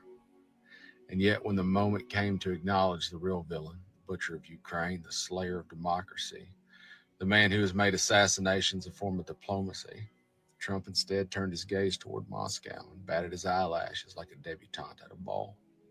He spoke of negotiations and understandings, each syllable carrying the stink of appeasement. When history looks back on this day, it will not see a leader of the free world. It will see a groveling salesman, a huckster who traded the soul of his country for the smile of a dictator. But Trump, for all his failures, is merely the figurehead. The great tragedy of the American decline is that he is not alone. No, this was not just a personal act of cowardice. It was a synchronized ballet of bootlicking, a group effort in national humiliation. J.D. Vance, the ever loyal sycophant who scuttled through the meeting with the clumsy enthusiasm of a court gesture, spinning contradictions, winking at his king, contorting himself into whatever ideological shape best pleased the ruler of the moment. Vance, who once in the days before his soul was reduced to a smoldering pile of ambition, called Trump an idiot, now grinned like a hound eager for the scraps. He danced around the press questions, spinning tales of diplomatic genius, of a peace process only possible through the wisdom of his dear leader, all the while ignoring the cold, hard truth that this was the day America abdicated its role as a beacon of strength and instead became the sidekick to an empire built on political assassinations and frozen assets. And so the reckoning. Empires do not fall all at once. They do not crumble in grand cinematic collapses. No, they rot first, hollowed out from within, gnawed to death by cowardice and corruption, eaten alive by the very people sworn to protect them. The fall of Rome did not begin with the sack of the city, but with the slow decay of its leadership, deals made in whispers, and with men who traded their honor for silver or power. And here we are now, walking the same path. This was the day we lost the high ground, the day we became the villains of the story. And make no mistake, history will not remember this administration kindly. It will not carve the names of these men into the annals of greatness. It will not speak of them in the same breath as Roosevelt, as Kennedy, as Lincoln. No, they will be a cautionary tale, an abhorrent lesson in how democracies die, not with an explosion or a revolution, but with a soft, pathetic whimper of a leader too afraid to stand up to tyranny. But let history know this: we the people are not them. Let it be written that there were those who fought, those who resisted, those who did not bow, that the flag may have been dragged through the dirt today, but there were still hands willing to pick it up. That while our leaders may have embarrassed us before the world, we do not share in their shame. For the great American Republic may be wounded, may be gasping for air, but it is not yet dead. Not yet. Defiance till death. There you go. There you go. The link's above there, Jamie. Yeah, I agree, Sheila. And I'm, any of my Southern Americans, I'm not dissing on you, but typically Southerners talk a little slower, which is good, because if you ever heard anybody with a really strong Southern draw, if they talk fast, I can't understand them sometimes. So, Yeah, that was great though. I mean, that kind of yeah, he put in words what I was thinking in a way better way. Yeah, way better. I've got another video here I want to quickly play as well. Actually, it's one you sent me the other day. Oh, what one was this one? This is a guy from over here. He did talk slow, Sheila. That's why I did suggest maybe putting him on 1.5 speed, but oh, sorry, I totally forgot. that's okay. All right. I know you are, Sheila. Okay, this is only 2 minutes, guys. Clearly one of the worst negotiators in geopolitical history. The first time ever an American president has criticized an ally for not surrendering to an invading army. You fucking pussy hole. Trump claiming that Ukraine started the war is like Roosevelt saying, well, what the fuck were those ships doing in Pearl Harbor in the first place? The art of the deal, eh? The great negotiator showed his hand after 2 seconds, showed the world that he'd been entirely captured by Kremlin talking points. Instead of at least pretending to be neutral so that he could get his Nobel Peace Prize, he immediately showed that he was openly hostile to one of the parties, and not the invader, the invaded. The art of the deal. Eh? The guy negotiating with Russia is a Fox News host. Although, what's the point of a functioning Defense Department if you're going to surrender to your enemy after just 1 month in office? Imagine being the President of the United States with the richest man in the world as your pet and still shitting the bed every time someone points out that you're being a wanker. And you can tell that Trump doesn't actually think Zelensky is a dictator because his nose isn't nestled up Zelensky's anus whilst giving him a reach around like he does with real actual dictators. The UK didn't have a general election for 10 years because of World War II. That doesn't make Winston Churchill a dictator. Zelensky has not banned opposition parties, just the ones openly pro-Russian. Just like we banned the fascist party when Hitler was bombing the shit out of us on a nightly basis. Zelensky has not banned independent media, just pro-Russian propaganda. And NATO expansionism is not the reason we have this war. NATO expansion on Russia's borders stopped in 2004. So what? Russia was so annoyed that they waited 10 years to invade Crimea, and then a quick 8-year breather, and then on to Ukraine. Utter bollocks. Yeah, Sheila says, Rabbit, to make it fair now, you have to play some pro-Trump videos. Yeah, it's not going to happen. Cards are on the table here, guys.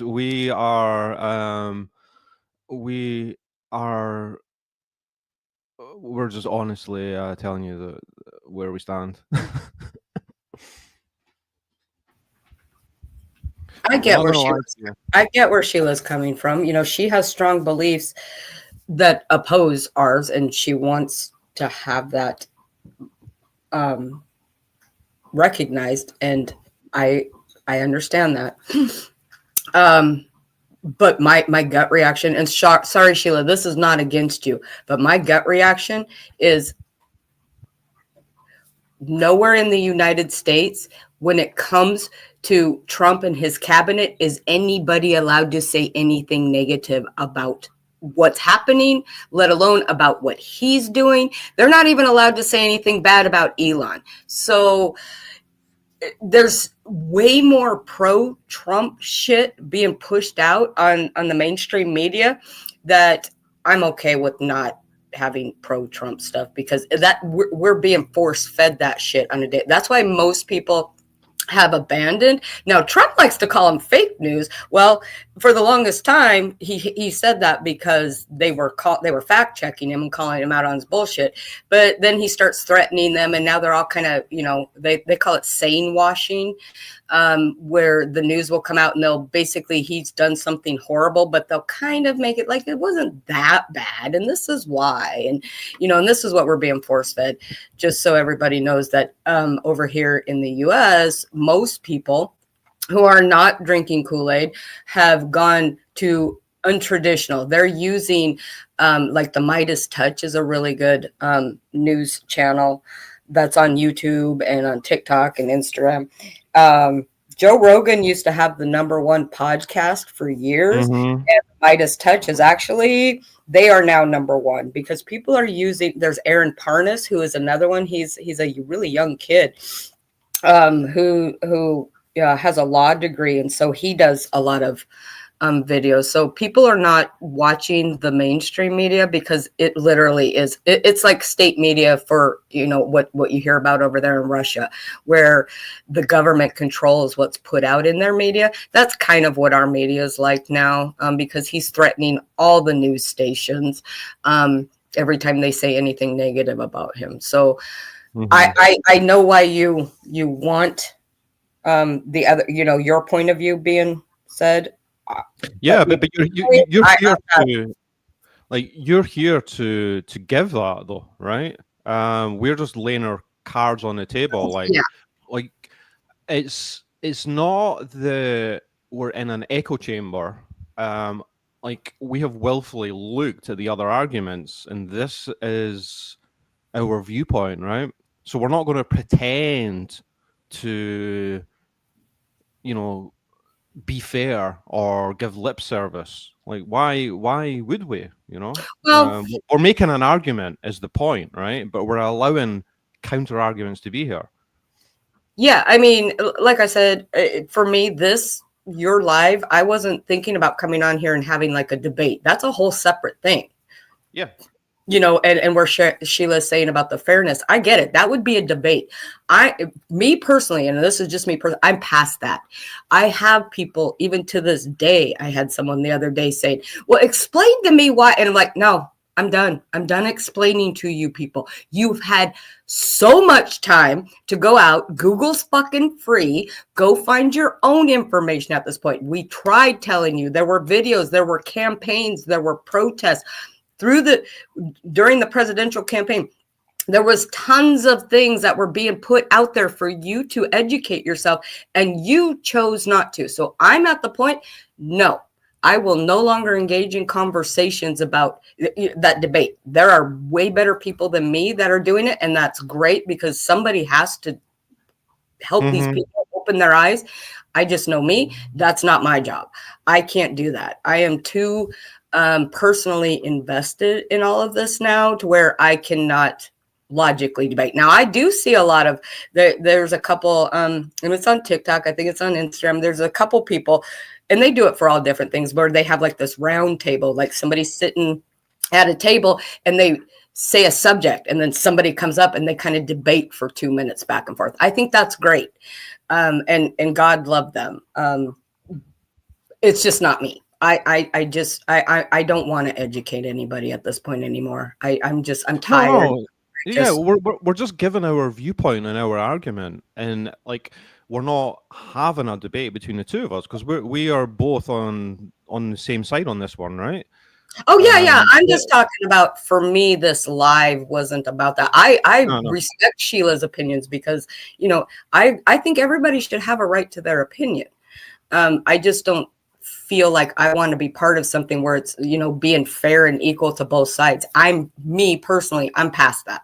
I'm past giving the other side any more attention, because again, here in the United States, that's all you see is the pro-Trump shit.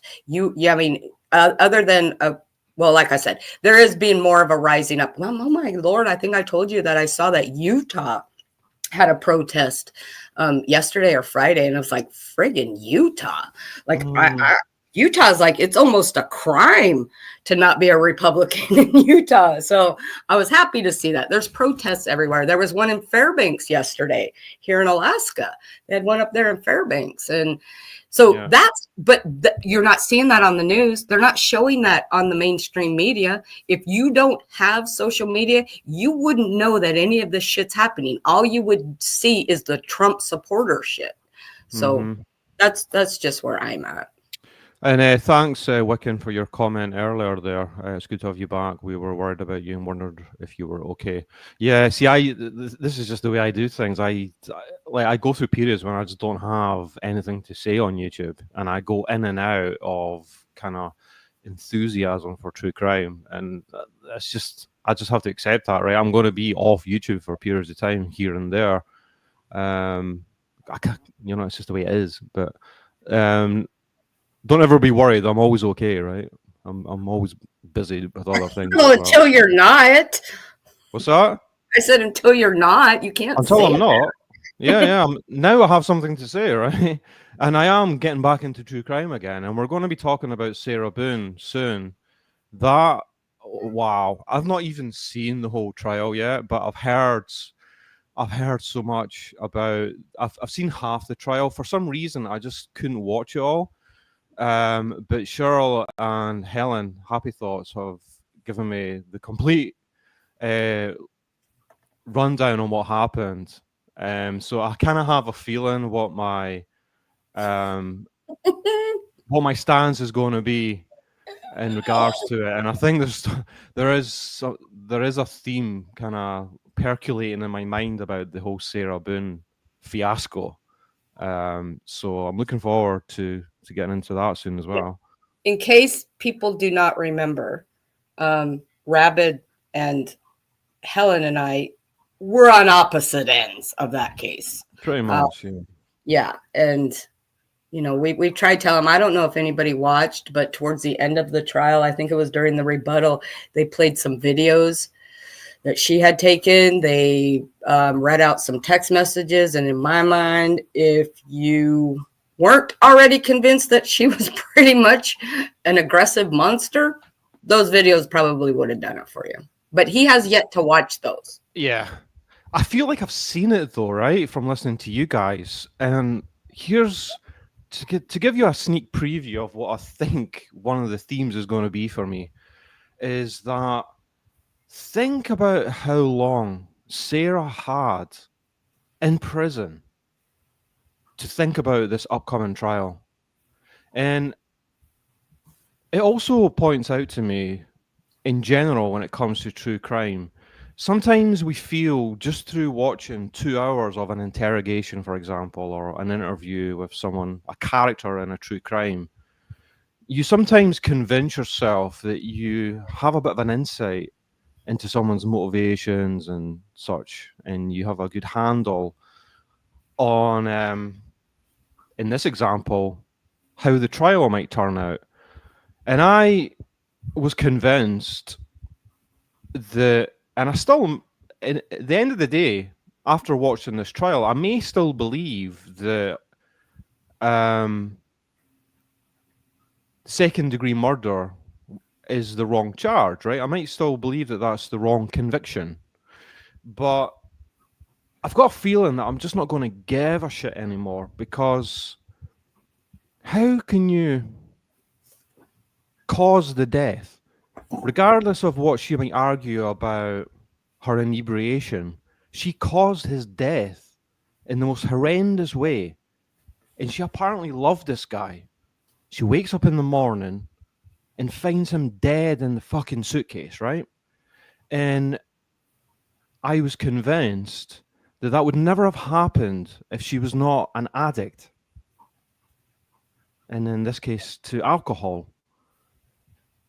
And she persuaded me through watching her interrogation that she would clean the hell up inside, realize, oh my God, what the fuck I've done, and plead that case during the trial. And would come to realize in all those years that the responsibility was on her for what happened. But it sounds like nothing like that happened. And Sarah, I think, wanted to win it all. She wanted to be some heroine victim. She couldn't admit that her weaknesses and her failings caused this, and she was responsible. But I didn't mean him to die, is the point. That was her only defense, that she was an addict and she fucked up in the most horrendous way you can fuck up. But she takes responsibility for that. But no, she wanted to make a domestic abuse argument. And no wonder she went through 7 or 8 attorneys, because they were probably trying to tell her this. It's not a defense. I mean, is it not just a de facto admission that you consciously try to harm him if your defense is that you were domestically abused? You're almost making the prosecution's argument for them, right? That's probably why no attorney wanted to represent her in the end. And she's still doing it now. I mean, if anyone has seen her letter to the judge after the trial, it's like it's day 2 after his death. She hasn't changed or evolved or come to any epiphany about what happened in 4 or 5 years. It's breathtaking. So the point is, I don't give a shit if it was a wrong conviction. She doesn't deserve anything else. She threw her life away.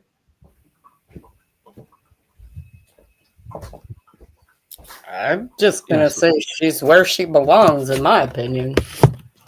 Well, yeah. She's got no one to blame.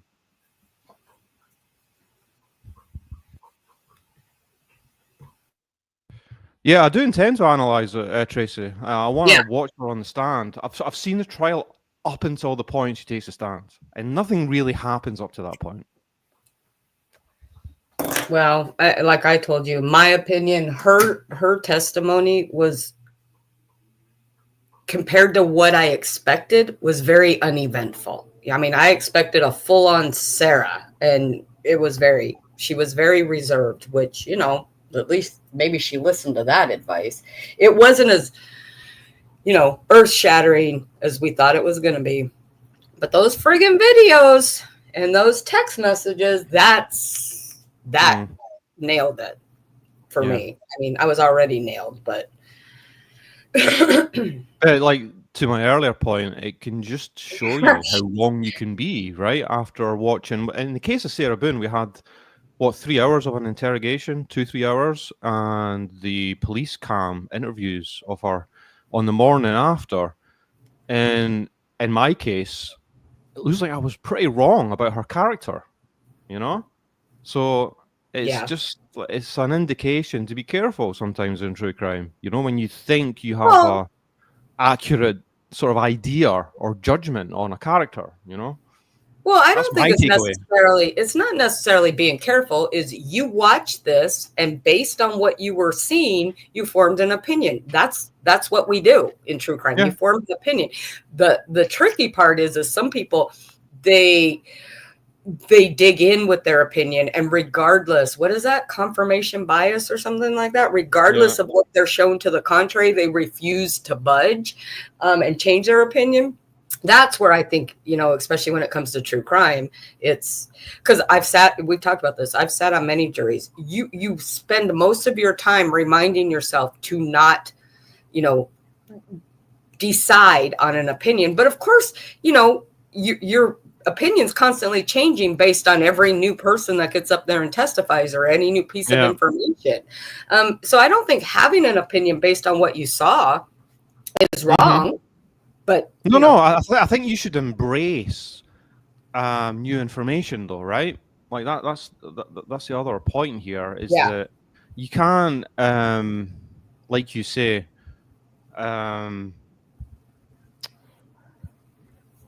you can't stick to your initial judgments, regardless, you know, and get thin-skinned about it. That's kind of the point of true crime. Is your judgments should evolve depending on new information, you know? Yeah, and it's going to evolve. What was the name of that guy we watched that old guy? Glenn McClory. Yeah, like if you remember, we're watching the interrogation, and the whole time I kind of felt really bad for this guy.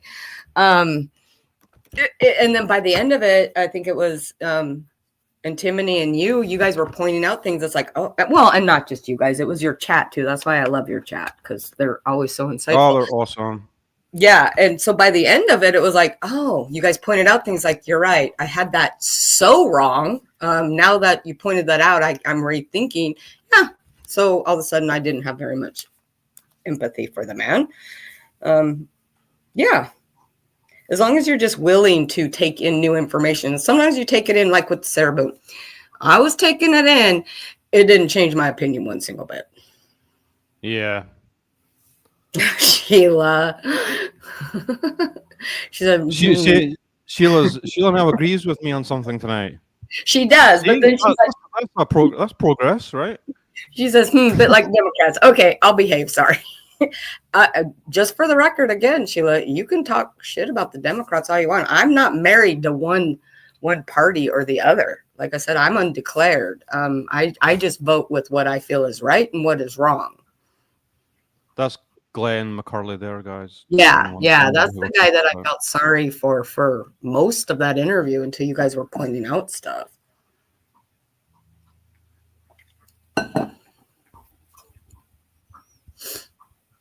Helen says she still felt bad for him at the end. It's hard not to. You know, that was an interesting one. Glenn McCurley. Hey, Lisa. How are you? Frida, how are you? Laurie.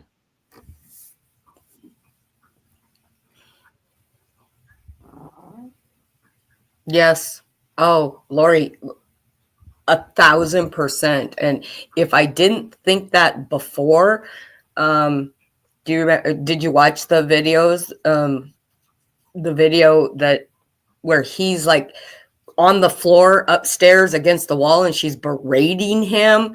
My heart hurt watching that. And then, you're sleeping downstairs, get downstairs. And the only thing he's like, she's like, and you don't have anything to say. And he's like, I love you. I mean, it was heartbreaking. It was so heartbreaking. Yes, Jamie. I guess that's a way to say it. You vote on policy, not party. And like I said, hey, if Liz Cheney ever wanted to run for president, I'd be voting for a Republican.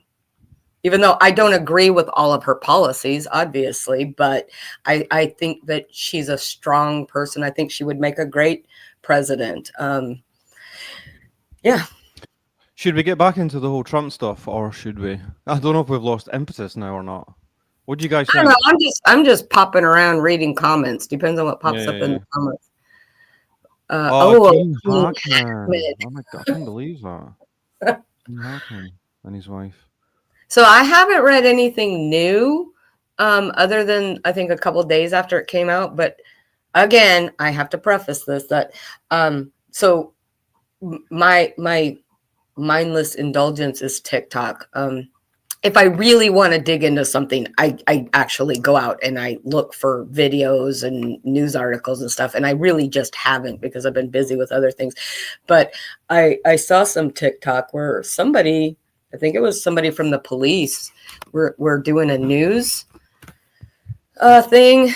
And again, I don't know how true this is, but talking about how the pills that they found and how her hand was partially mummified or something. Really? I don't know. I meant to go back and look, but I ended up doing a live with Lizzie yesterday, and then after that, other things came up, so I didn't. So I don't know. The whole thing just sounds insane. Because the natural assumption, right, is that this was just a kind of double suicide, isn't it? But obviously, people are going to wonder. Yeah, but what I saw initially, they said, and again, I don't always believe initial news reports either, because they're most. They said initially there was nothing suspicious, and then they kind of changed that, right?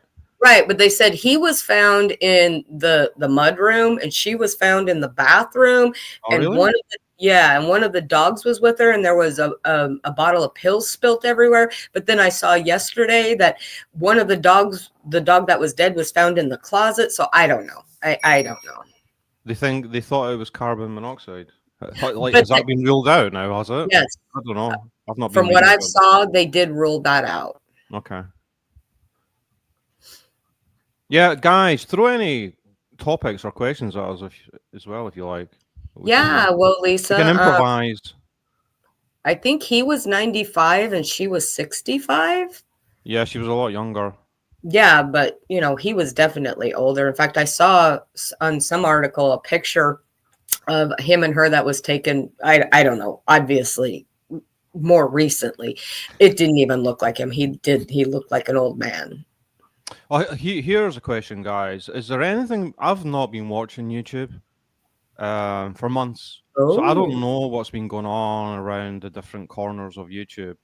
Is there anything been happening that anyone wants to point out? Anything like that? Any tea, I guess? I guess we could touch on anything like that. Jamie, you don't have to if you don't want to, but where do you live? Oh yeah, Helen, Granny Fanny is back. Granny Fanny is an interesting character. He's kind of like I always thought he was like the Kaiser Soze of YouTube. I don't know anything about the guy, but he's just always a name in the background. Granny Fanny. Who is this guy? What the fuck is Juror doing? Juror is giving Sheila a load of shit. He's the best troll going, is he? But like, I don't know anything about the guy. Okay, so I don't know if I'm just giving you my experience from years ago. He was just a name in the background. Oh, Oregon. Yeah, okay. Yeah. It's okay, Sheila's giving it back. Okay. Oh, good. So that's some tea. There's a fight between Juror and Sheila. Okay. I'm out of the loop regards anything to do with MRB. But there's that court case, right? What's the lowdown on that? We're both just talking about totally different things right now. So I kind of got on the right to die. So Tracy and Jamie, what other states?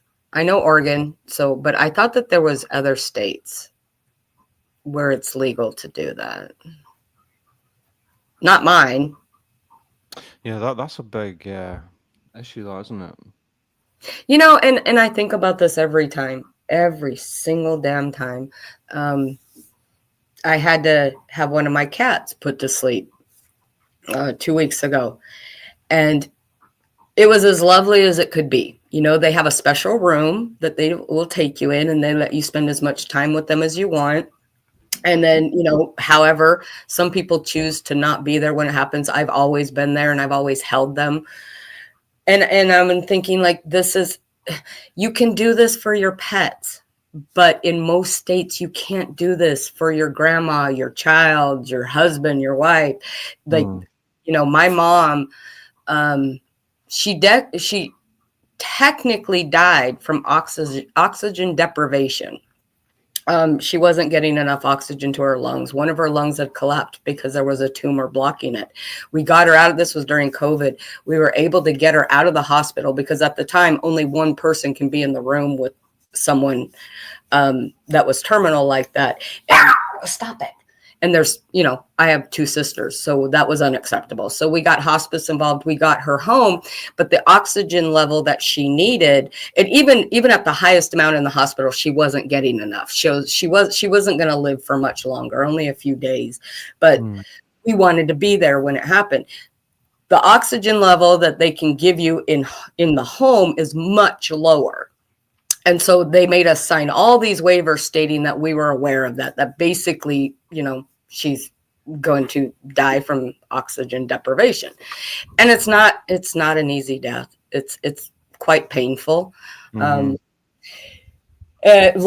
it didn't take very long. She died like an hour after we got her home. So it wasn't very long. But in my mind, that's so cruel. I mean, I can put my cat I can be holding my cat. My cat can slowly just kind of go to sleep and then have her heart stopped. But my mom had to lay there for an hour, basically being starved for oxygen. God. It's, yeah. Thank you, guys. Yeah, I mean, I can't see a good argument to make that illegal. I can't either. Keep it illegal. There's also recipe. There are, you know, and a lot of people do choose to do that. What I hate though is they can't do it in a way. I've seen a lot of videos and documentaries where people in states where they can do it, and they do things like they have like a party. They have their friends. They have their family there. They have their one last thing, and then they'll, like this one, you know, this woman, and she was in Oregon. They had like this barbecue, and then she had a time set, and she's like, okay, so it's time now. So if anybody wanted to stay, they could. Not in the room with her. In the room, she only wanted her partner and somebody else, I think. But she got to dictate how she did it, who was there, things like that. If you can't do that, you know, you kind of have to keep it on the down low, because in some states people can be charged with a crime for aiding a suicide. It's horrible. Yeah, definitely. I mean, it's all. Yeah. I mean, how can you argue against, you know,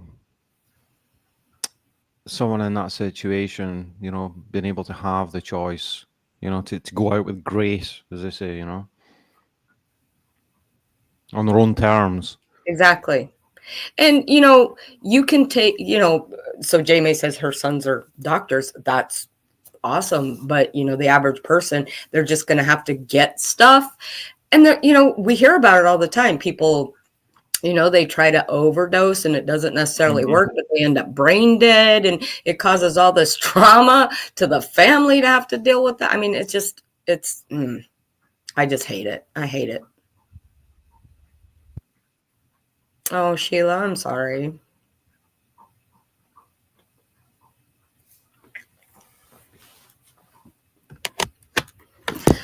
I keep thinking as a no, go ahead. No, on you go. I was just going to say, as a civilized, humans, we should get to that point to where, that as the humans should be able to die just as peacefully and respectfully as our animals do. Yeah. Tracy says, yep, you're right, Cheryl. I can't suggest it as an option as a licensed mental health counselor, but I can talk with clients if they bring it up, but I can't give them resources. It's complicated. Yeah. Is it legal in Washington? I know I asked the question and then I started talking, so I wasn't able to look and see what other states. I think there's a few more. I could also use that free Google. No, it's not in Washington. Okay. So Cheryl, what do you make of the? I don't know if this is true across the board or not, but this feeling outside of the US, most people in the US are supporting this regime that we've been talking about. What do you say that again? What?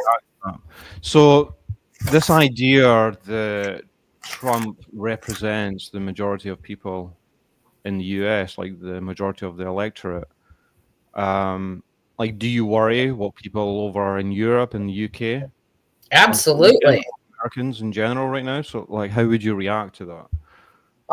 Absolutely. That's why I love that, the Canadians have come out and said, hey, just so you know, we're not booing you guys. We're booing your, administration, but let's just call it what it is. It's a regime, right? Yeah. The last thing that I would want is for people to think that all of Americans, because that's another thing that's being said, he won by a landslide. No, he did not. He did not. First off, it wasn't a landslide. And second off, there were like 30-some million people who just didn't vote. So he only won by the people who voted. He didn't win everybody, because they're always saying that the majority of America wanted Trump. No, that's not true. If you take the people that didn't vote for him, and then even half of the people that didn't vote, period, you still are not even close to a huge majority, a landslide. Yeah, I mean, obviously he got more votes, but it wasn't a landslide. I don't know the numbers right now. You can look them up if you want, but it was only a few percentage points that he won by. It wasn't a landslide by any stretch of the imagination. Yeah. I, as somebody who doesn't co-sign any of his bullshit, I don't want the world to think that all Americans are this stupid. We're not. We're really not.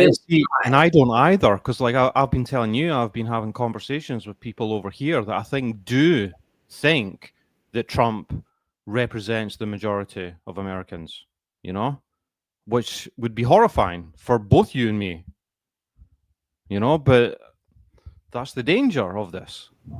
That's why I just, again, it goes back to people just, if you're interested, if you're not, then go about your day and do what you need to do. But if you're you have to actually go out and look for the information about what this. Somebody, I'm sorry, I don't remember who it was saying, that the Americans need to stand up and fight this. And we are trying. There's a lot of things going on in every state. Like I said, we're trying to speak with our wallets, which is really how to get it. When, you get businesses that are crashing and burning because people are refusing to patronize them. Is that the right word? Patronize? Whatever. Because they're following along with Trump's shit, then maybe because again, money talks. So there's that, there's protests, there's marches. But that's really about all we can do. We are in the beginning, there was a lot of marches, there was a lot of protests. Those are still going on. In fact, they're doubling and tripling in different areas. But the wallet, like I said, Friday was a boycott of all major retail chains. We're trying.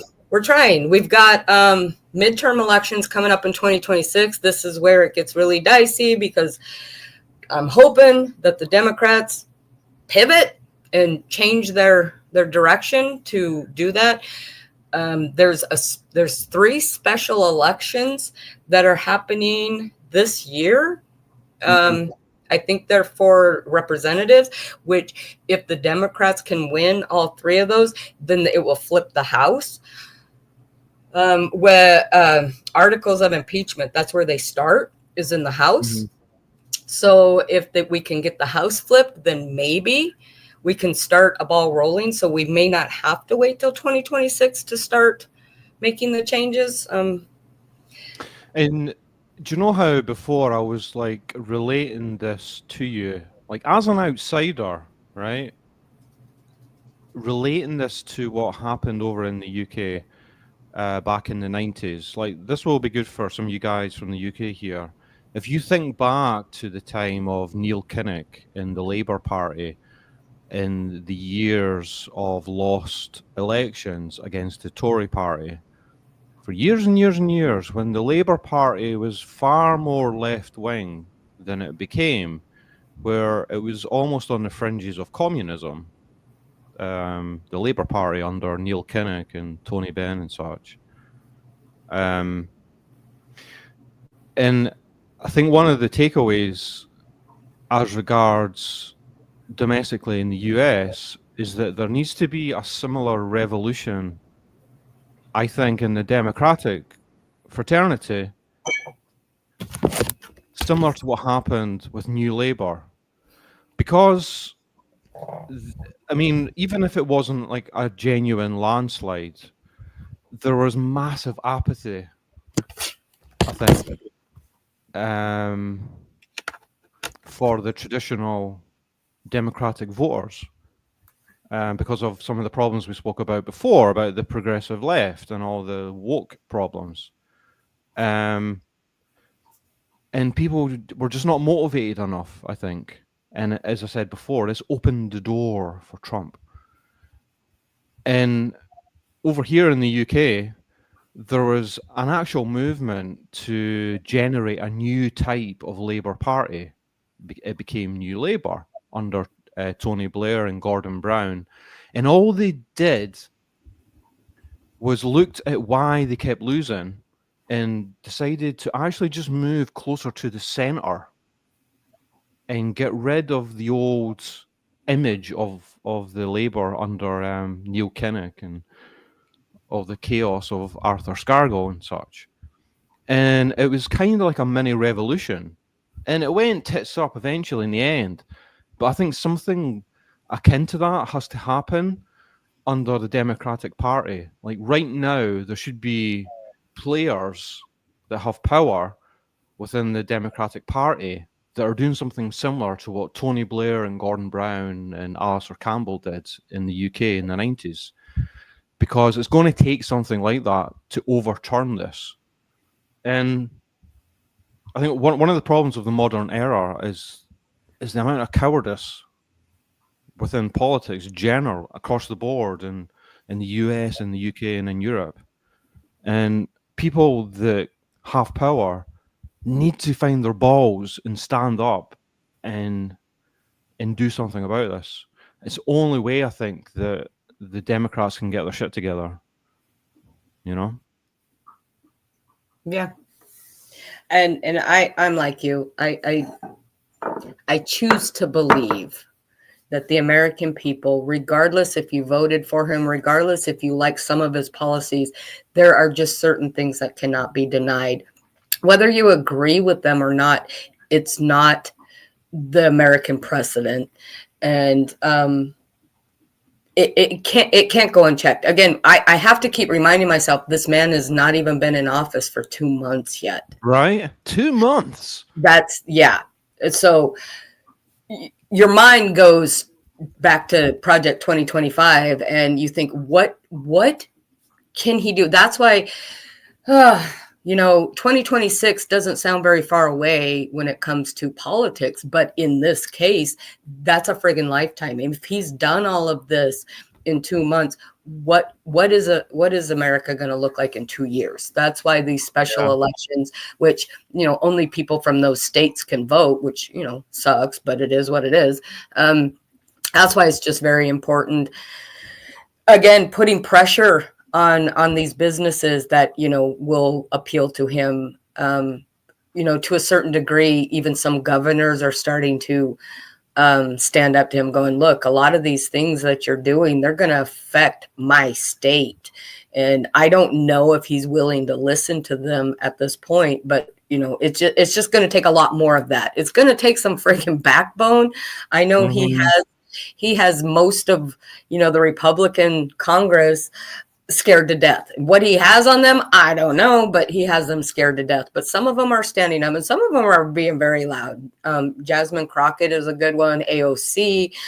And what's funny is, especially Jasmine Crockett, when she talks, it's so funny because I'll see people leave comments under those videos going, well, that doesn't sound very official, because she uses cuss words about as much as I do, and I would agree. There are certain standards. Presidents, senators, House of Representatives, people in higher levels of government, there's a standard that they're supposed, but our fucking president doesn't act that way. Okay.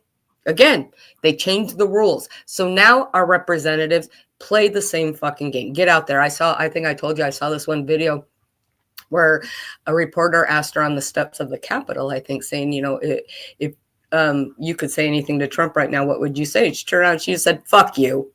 That's what she would say to him. Now, years ago, that would almost be a reason to get kicked off or not reelected, things like that. But the rules have changed now. It's basically it's schoolyard rules. And if that's how it's gonna, I don't like it. I expect more from our government, but if that's how it has to be for right now, then that's how it has to be, because that's what he is. He's a bully. He's mean. I remember his first term constantly tweeting out horrible. I mean, he was calling members of our Congress, fat, lazy, disgusting. He'd make fun of disabled people. I mean, that's not what a president does. But like I said, he's changed the rules, and our representatives need to do that. Yeah, I think this whole movement. Eric Swallow. Oh, I love him. Love him.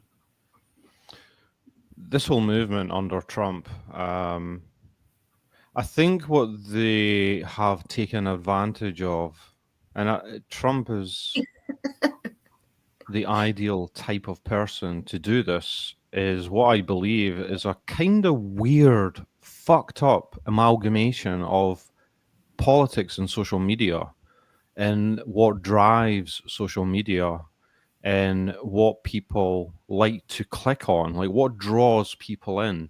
It's kind of like the meme culture that is, I mean, if you were to fast forward 300 years from now and look back, historians will probably describe it as something like the meme culture period in the West. And what they are adept at doing is understanding that drama works. And sometimes it doesn't even matter what your point is. If it is dramatic, if it shocks people, people love it. People like to click on that, It's just weird. It's hard to describe, but I think there's a subconscious understanding of that going on, Yeah. First off, I just want to say, Sheila, if I was a millionaire, I would love to pay to give him to you. You can have him. It's not a thing. I want to ask a question really quick. Okay. Again, and this is for anybody in chat, especially the Americans. If you had to pick somebody to go up against, because we know Trump is really going to try to change our Constitution where he can run again. In fact, a bill has already been introduced. At first, I remember, so the people not from the U.S., if you don't know, it's in our Constitution that you can only run for 2 terms. right? So Oh, I know what you're going to say here. yeah, he wants to change that. And a bill has been introduced. And at first, everybody was like, awesome, let's bring back Obama. I really do think Obama would win if he could run again. But they were smart enough. Obviously, Trump had no say in this because he's not that smart. But the representative that introduced it put in there that they could run for a third term as long as their other 2 terms are not consecutive, which basically is only Trump, right? I don't think it's going to pass, but at this point, I don't friggin' know. I mean, we've got RFK running the HHS now, so I don't friggin' know. But if you had to pick someone, who would you pick to run against him? I mean, I have my short list. I'm curious. I think like Shapiro. I like Newsom. Liz I don't Cheney. know. I don't know enough about right. the players over there to have an opinion really. And I don't know a lot of them. So like when she picked Tim Walz to be her VP, I was literally, my friend and I were like, who the hell? Because we were real, because they had a list and everybody was kind of predicting maybe Shapiro, maybe Newsom. Oh my gosh, what is that? That guy was the head of transportation. Sure, Helen says David Hasselhoff.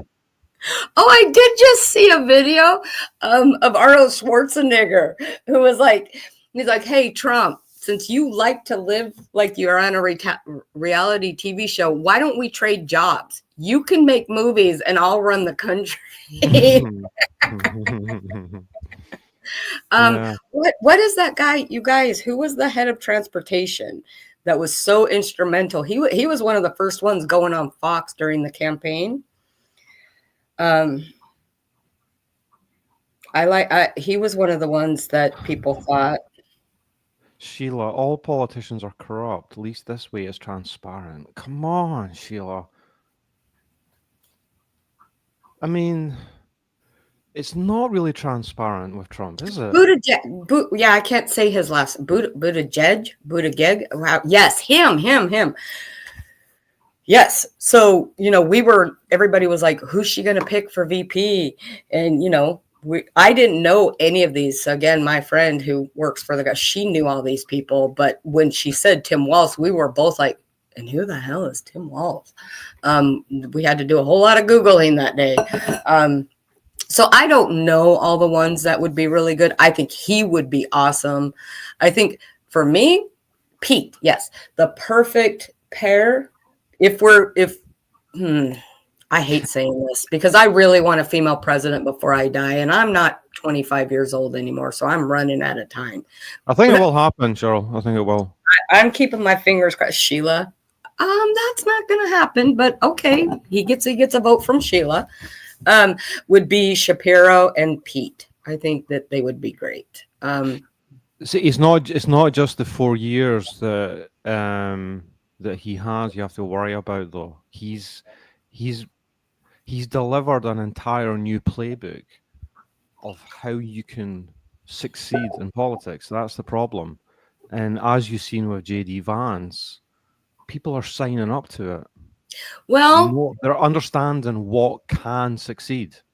But we go back to, this is me maybe living in a dreamland and I'm hoping for the best, is that the more that our country is crumbling, the more people may be like, okay, so that didn't work. We thought it was going to work. It didn't work. And they're going to maybe, we will start to turn back. Like I said, I don't think even if we get the best people in 2028 that it's going to immediately be better. It's going to take a very long time to wash the stain off of us.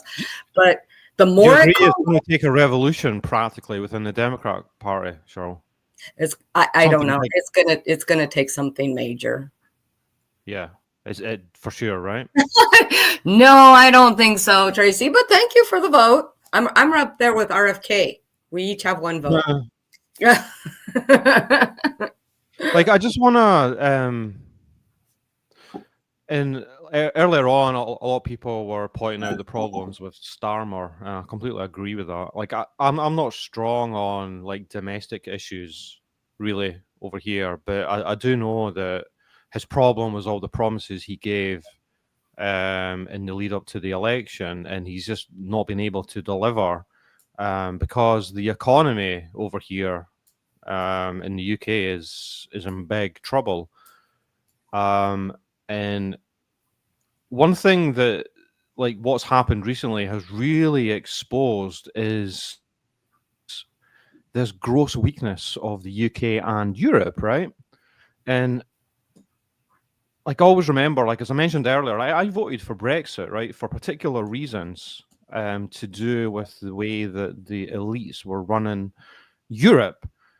And like, the strong argument I always got, like, from my friends and things in regards to Brexit is we need a strong Europe as a counterbalance to obviously the powers that there are in the world. And as things have played out, like, that's become the kind of primary issue to think about. And in my mind, what we need is, again, a kind of revolution within the elites in Europe to stop apologizing for the past mistakes of European culture and, you know, the whole history of colonial, like the colonies and such. Like, we have to get over this, like, kind of mass guilt, you know, that we should feel guilty about our past and basically commit mass suicide, like, as a continent. And we have to start standing up for ourselves, right? And actually being proud of our history and of our culture, and remember the fact that Europe created the modern civilized world in the West, right? We gave that to the world. And the US is the benefits of that. I mean, the US is essentially just like the European cousin that left home. And now you run the world, right? But there's a reason that there's such a traditional strong connection between the US and Europe, for those cultural reasons. And if we can just sort out the EU in the right way, we need to somehow become a player again geopolitically. Because, like, let's just lay out a scenario that doesn't seem that far-fetched now, right? I don't think anyone can argue that what's happening right now is that Trump, for whatever reason, is giving Putin the green card to take as much of Ukraine as he wants. That's what's genuinely going on. And no one actually knows what the limits are to Putin's ambitions. I don't think he wants to take all of Ukraine and invade other countries further west in Europe. But we don't know that, right? Maybe he does. Maybe he really does want to resurrect the USSR. So let's just imagine that this works. Trump and his people want to pivot away from Europe. Europe's too weak. We need Russia as an ally against China down the line. So Putin is successful, and he takes all of Ukraine, and then he keeps marching further west into Europe, and the US regime lets it happen. Yeah, I think that's Just the thing. imagine that. Yeah, I think some people just are not getting that. This is not about Russia and Ukraine. Ukraine is just the stepping stone to keep moving. And again, it affects everybody. It's definitely going to affect all of Europe, because does anybody in their right mind think that Putin's going to stop? Okay, let's just pretend Zelensky says, okay, here, have Ukraine. You think he's going to stop there? Yeah. And Frida's saying he's given billions away to other countries. I'm not saying don't help other countries, but it's getting ridiculous. But see, the point is that we just had a summit there today between Zelensky and some of the European players. And what the Europeans are the European states, like the big players, the big three, are looking to do is to provide the money, but they need the US to provide the arms and the weapons, right? Europe does not have the arsenal to be able to defend Ukraine, but they have the money, but but Trump is trying to prevent the European states purchasing the advanced weapons to allow Zelensky to defend Ukraine. That's the problem. And just imagine the US regime decides to sit back and let that scenario happen. Like, I would like to think, and I said this to Cheryl the other day, I'd like to think we the people would not allow that to stand. Like, the connection between the US and Europe means something. Like, there's something incredibly important that overrides just like simple economical motivations, right? There's a reason that the US should be holding NATO together. But would that happen? Like, would we the people do something about that scenario? And that should scare us over here, and it should be the impetus for Europe as a whole, generally, to grow back its balls and become a player again geopolitically, because the world needs a strong Europe. Yeah, can we reincarnate John Adams and elect him in the US?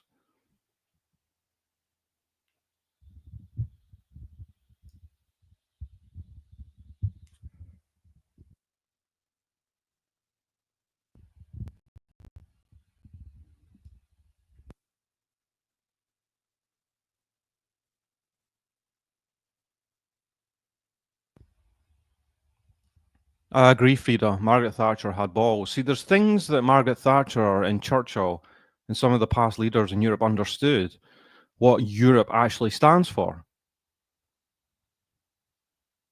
Again, it's the overcorrection problem, right? We overcorrected for like past misdeeds with colonialism. We need to stop apologizing for the past. We have something to be proud of. Hey, Peggy.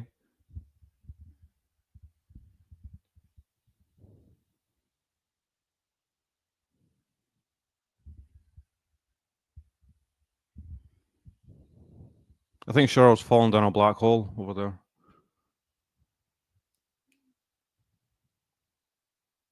Maybe the SWAT teams arrived. AI.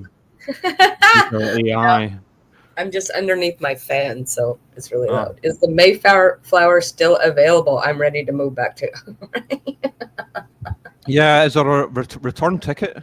It was so a little joke. I don't know all the nuances of it, but it was just kind of funny. So the director of ICE or whatever his name is now, he did a news conference last week saying, we're coming to Boston and we're bringing hell with us.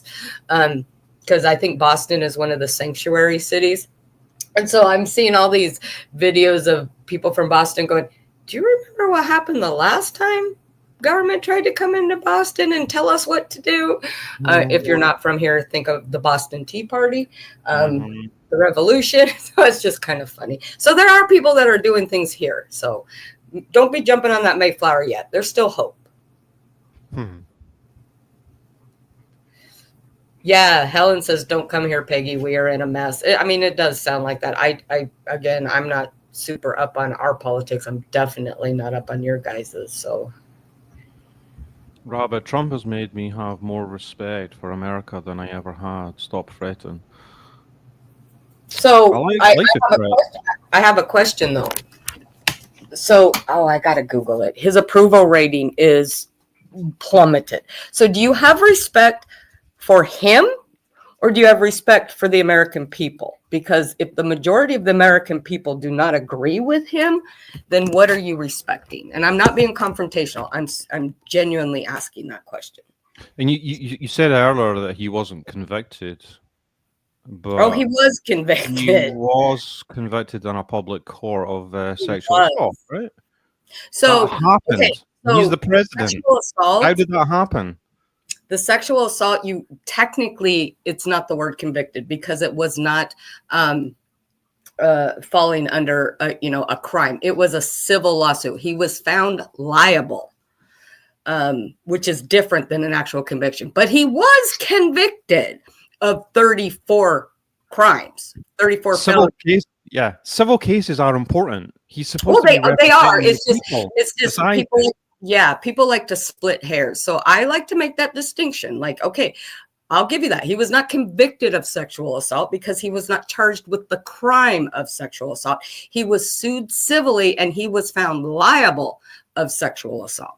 But he was convicted of 34 felonies. Now, he was not sentenced because he became president. And so they had to basically, I can't remember the wording, how they said it, set aside, stop that, set aside the sentencing.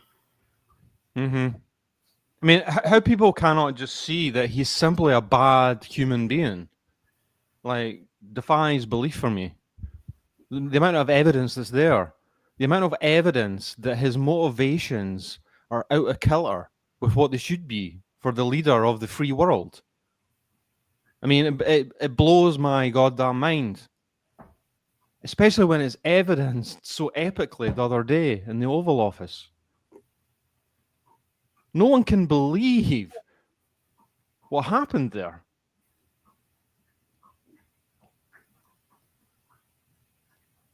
Well, I and I'm not all about whatever, but you think for yourself. But when you have the majority of the world condemning your actions, you probably, except for the dictator sitting in Russia who's praising you, you're probably on the wrong side.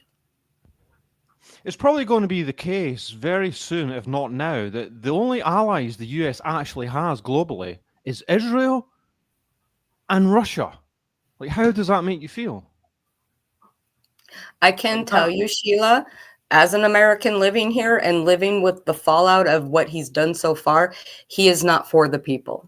He is not. Our inflation is rising. There's just so many things. There's a lot of Americans who did support him wholeheartedly who are saying, okay, maybe this is not the best thing to do. So maybe it looks like to you guys, again, I don't know what you guys are being shown or what you're seeing, but as an American living the things that he's doing, he is not for the people. I don't know of anybody other than big corporations and billionaires that have actually benefited from one damn thing he has done so far.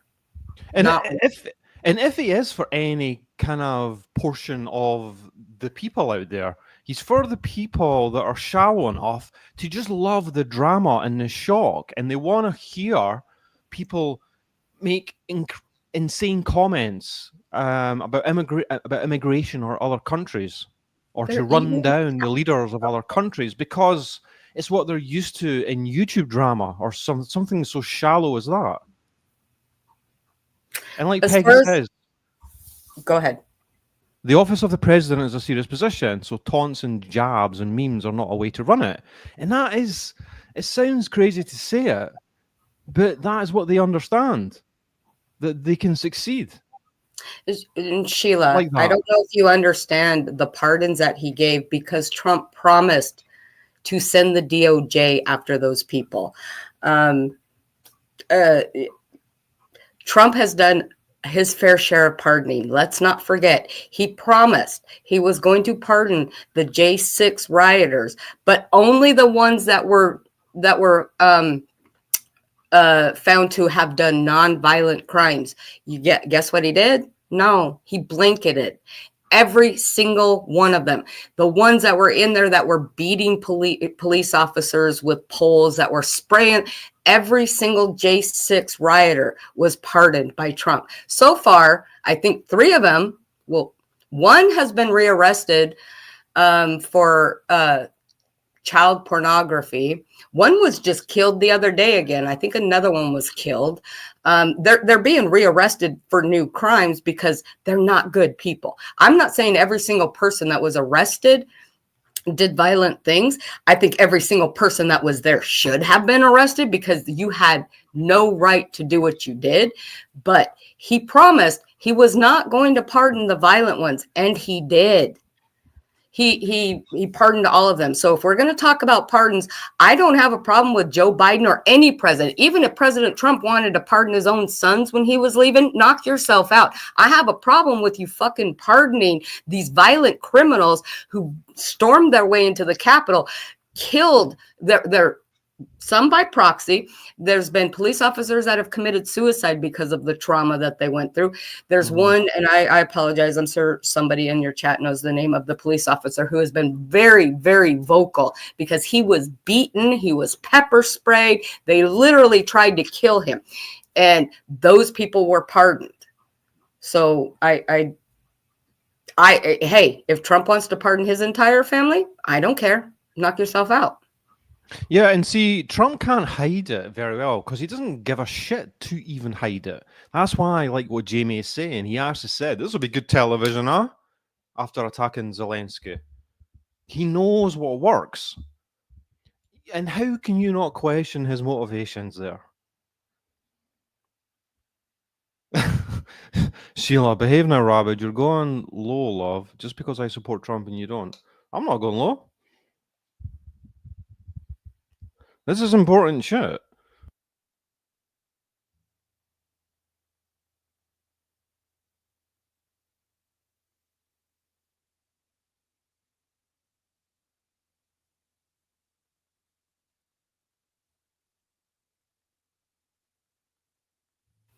Can I just say, and I'm not just saying this because I'm a fan of Sheila's, I like that she has her opinions and she's sticking to them and she's vocalizing them.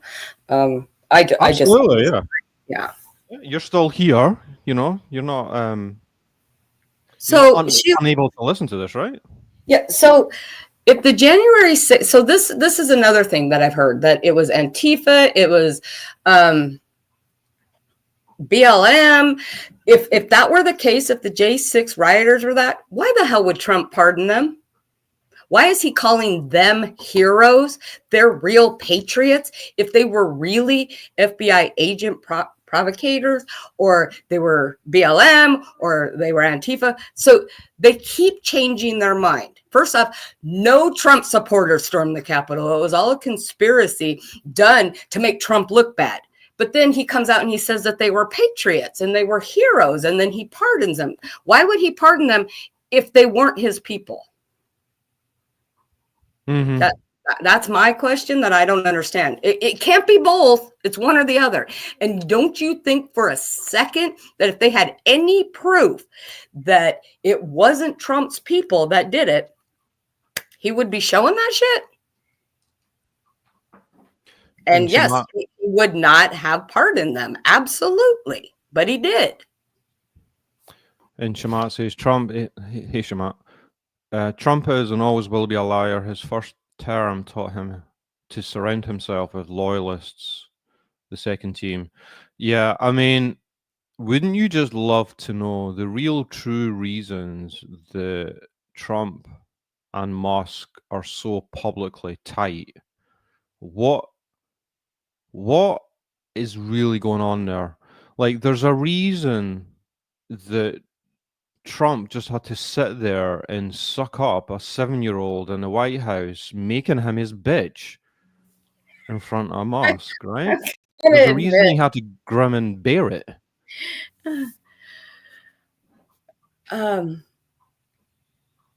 Sorry, I was just reading that comment. I love that. I don't know if anybody has seen those videos where his son, and I'm going to paraphrase because I don't remember exactly, where he whispered to Trump, you know, you're not the president and you need to hush your mouth. Yeah, it was awesome. I do just want to say this too. I've seen a lot A lot, and including the one reporter, and if I'm correct, I think the one reporter that asked Zelensky this is actually Marjorie Taylor Greene's boyfriend. Why are you not wearing a suit? Don't you know that you should be wearing a suit in the Oval Office? Has anybody seen how Elon dresses? Not only, so he throws a jacket on over his t-shirt, but he's not wearing a suit. And he always has that stupid fucking black, dark MAGA hat on. And, you know, he's usually so jacked up on ketamine that he can't even coherently say a sentence. He's got his, you know, little 5-year-old son running around reprimanding the president in the Oval Office while he's sitting behind the desk.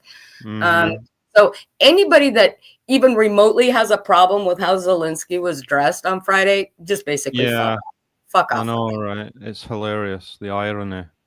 I mean, how anyone cannot see what's going on there, or kind of deduce what's going on there. I mean, Musk was making a power play there. He's like, I'm so powerful that I can turn up dressed like this. That's how powerful I am. And yeah, I can bring my son in here and let him run rampant. His first cabinet meeting, Musk was there and did a whole hell of a lot of talking. Musk is not the head of any cabinet. Why the hell is he there? Well, he's there because he's the president. He really is the president. He bought the presidency, and Trump is just his puppet. Everything that's happening is Musk. Yeah. Just think of Trump as Darth Vader and Musk as the Emperor. In a nutshell. I've seen it kind of compared to like the Wizard of Oz. Like there's a man behind the curtain. It's just they're not even pretending who's behind the curtain anymore. We see it. And they're not really like what gets me is that what was to see the passion in JD Vance when he had his moment there. I think that was telling you something, you know, like we've been talking about. The problem is not just this one individual Trump, right? It's this whole new playbook that he's showing everyone can succeed. You know, if you play the game this way, you can have power. And I think JD Vance, who used to run Trump down in the past, right? From what I hear, he's bought into this like hook, line, and sinker. He wants to be in the White House. He wants to be behind that desk at some point. And there's a reason that he was so riled up, like a teenager attacking Zelensky in front of Trump. I mean, if did you not see how shocked Zelensky was that this guy, like the vice president, was able to speak like that in front of Trump? And there was an understanding between Trump and Vance. There was no problem with that. Go ahead. All it did was trigger Trump to do it himself. This is our moment. Like that was an ambush against Zelensky. And some of the questions that were coming at them, like, they knew what questions were coming. That's a good question, Jamie. Does anyone know if Musk has contracts with Russia? I know that he had been talking to Russia during the campaign because that was a big story here, but I don't know about contracts. I do know that out of all the cuts that Doge has supposedly been doing, which first off is illegal because Doge does not have the authority to do it. What they do have is the authority to make recommendations to Congress to pass to do it, but they're doing it. That none of the billions of dollars worth of contracts he has is even remotely being talked about. I do know that. Let me see. Yeah, Shema. Can you imagine how many Republicans privately despise Trump? I hope a lot.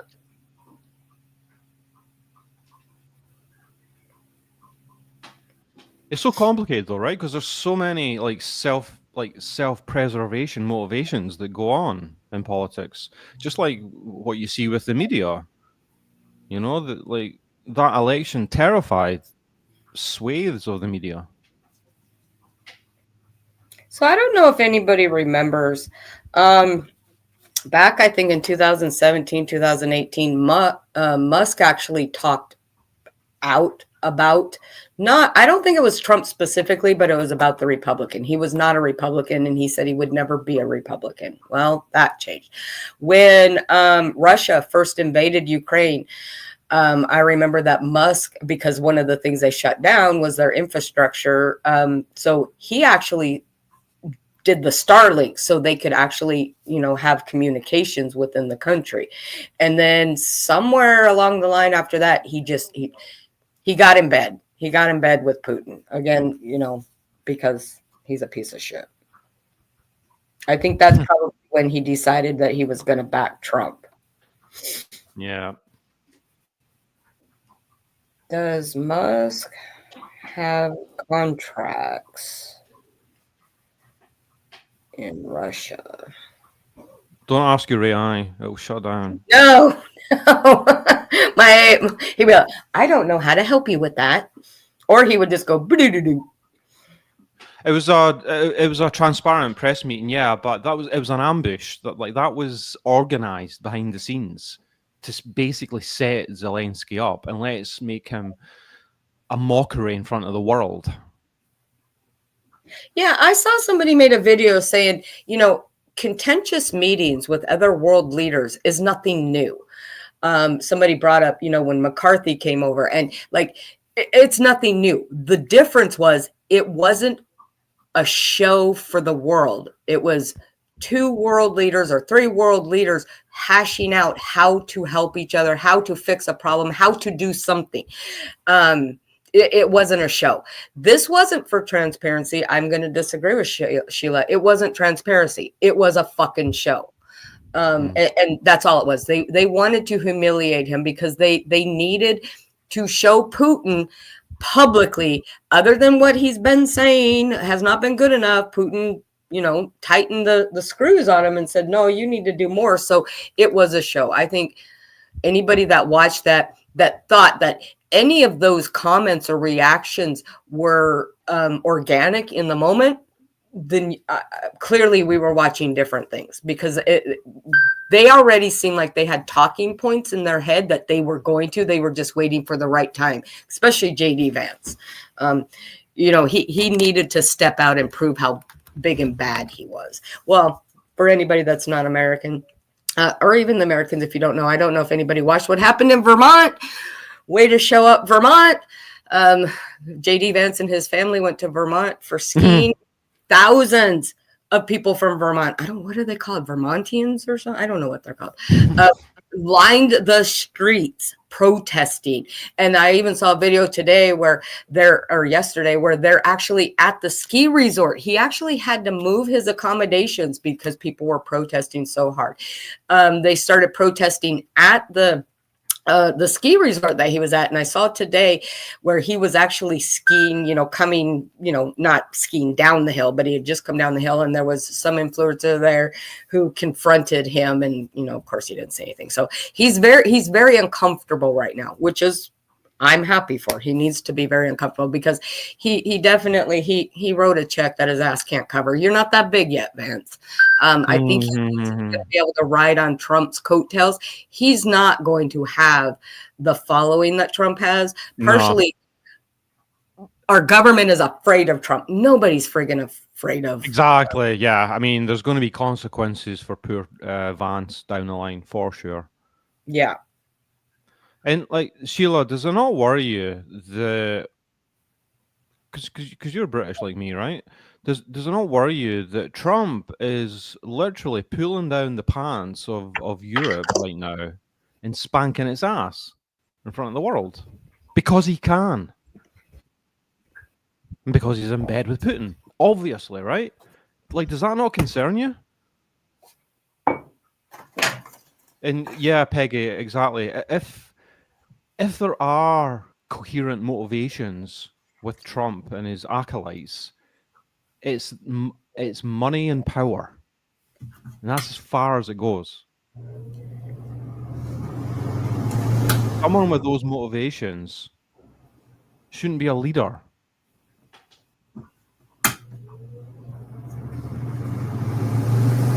Yeah, France is an opportunity. Yeah.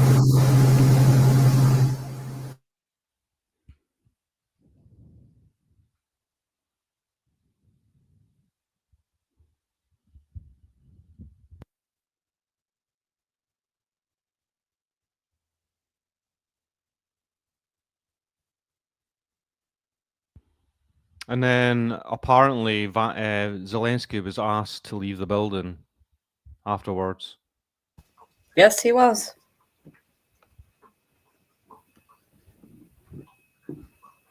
Because he stood up. He didn't back down to Trump, even though, in my opinion, he kind of has.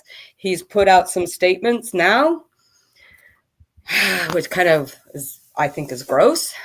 He thanks POTUS, which I don't understand. But I'm not the president of a country that's being invaded right now. So his motivation, but he didn't back down to Trump in front of the nation, in front of the world. That's why Trump got pissed. It's not just because he couldn't get Zelensky to agree to what he was saying. It's because Zelensky stood up to him. And had his own little snarky comments here and there. And everybody fucking knows you can't do that to Trump. He's like a child. You cannot go up against it. You get the biggest temper tantrum, and this is what he does, just like he did with the governor of Maine. When he said, you will do this, right? And she says, we will follow the letter of the law. And that wasn't good enough. He wanted her to say, well, of course, President Trump, of course we'll do whatever you say. And he specifically said that, what? And then he said, well, then you're not getting any funding from the government when you need it. And she says, okay, well, then we'll see you in court. Whoa, shit. That pissed him off.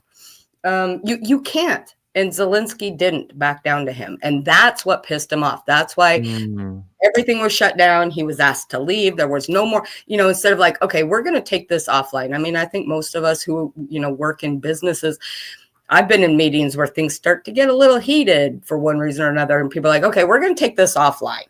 And then you discuss privately. No, Trump was done. Like, no, get out of my house. I don't want you here kind of attitude, which is childish.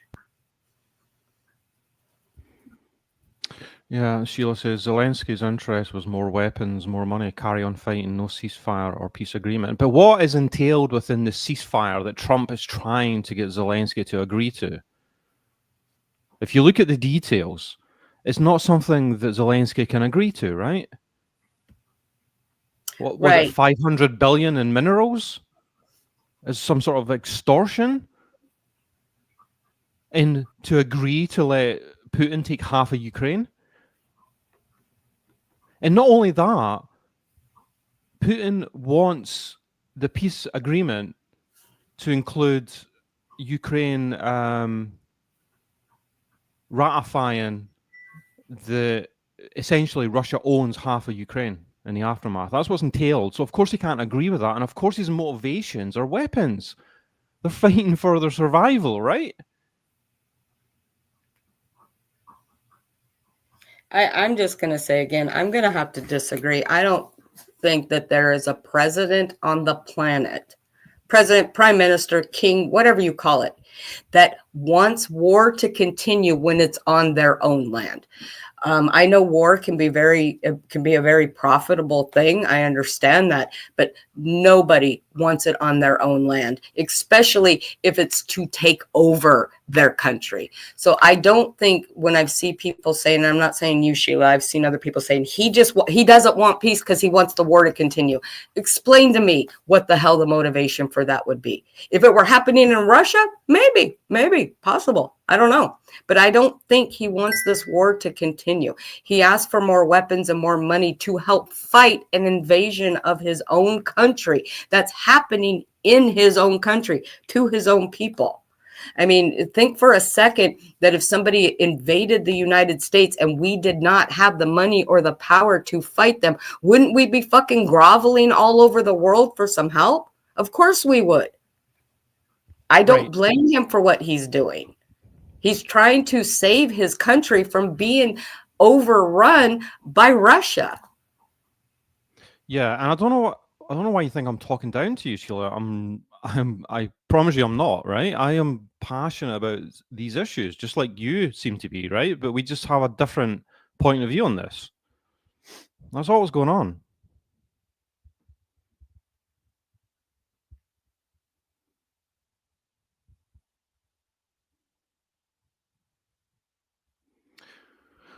Peggy says Ukraine gave up their nuclear weapons for a guarantee that would protect them if Russia invaded, and they did. But of course, Trump never honors a contract.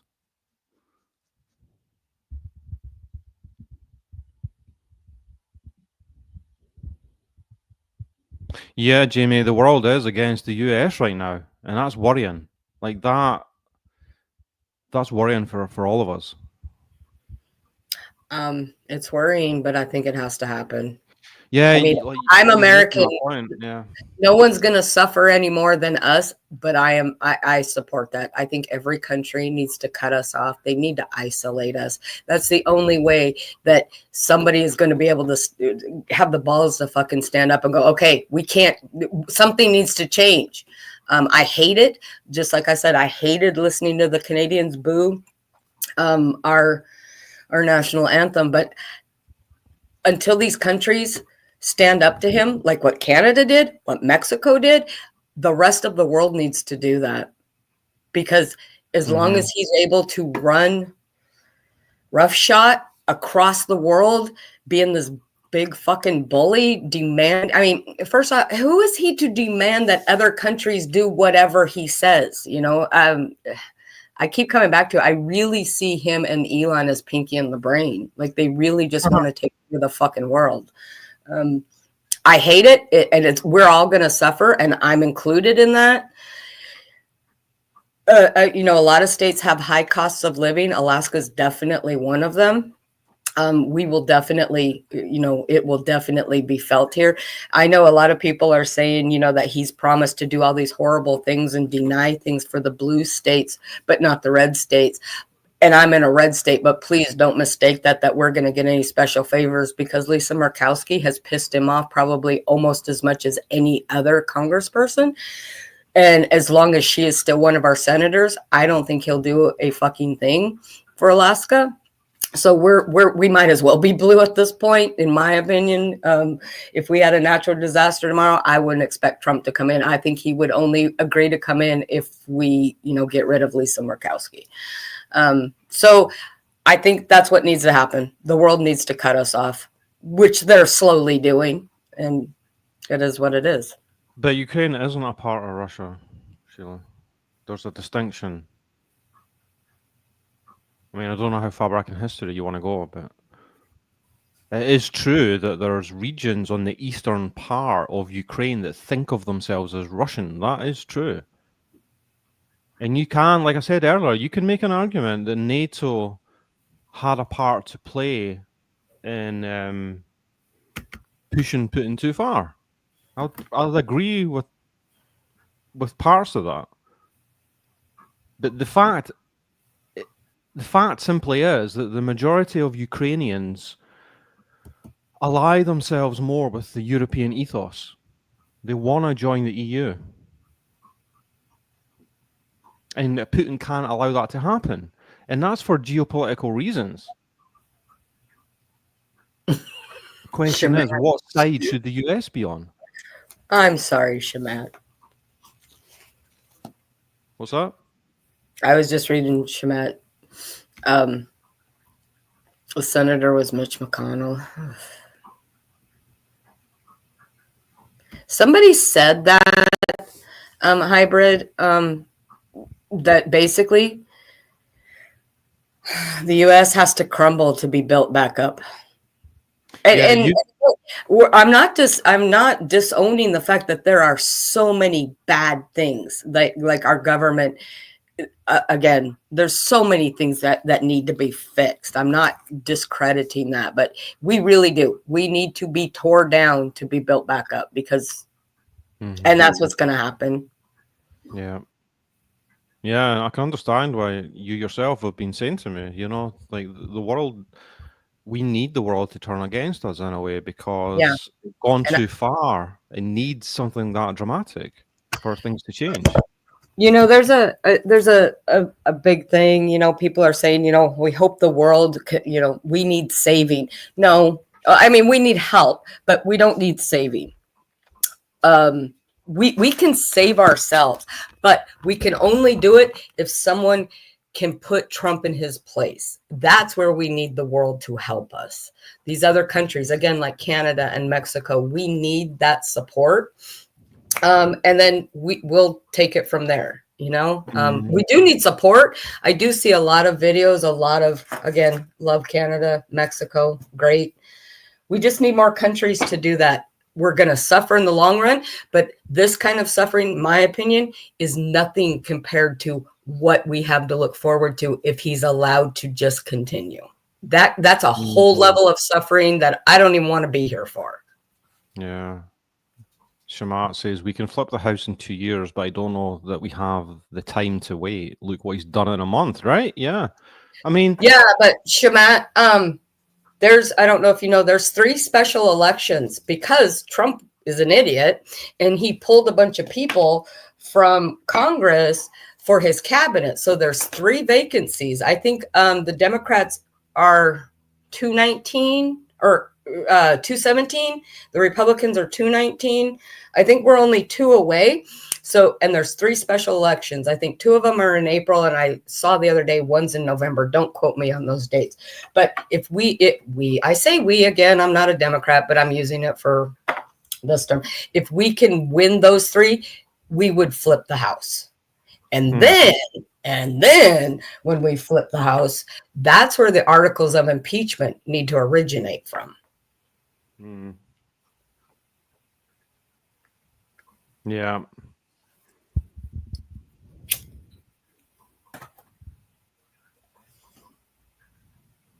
I don't know the numbers in the Senate, though, because we would definitely need the Senate, too, because they're the ones that have to ratify it, I think, if that's the right word. We would need the Senate, too.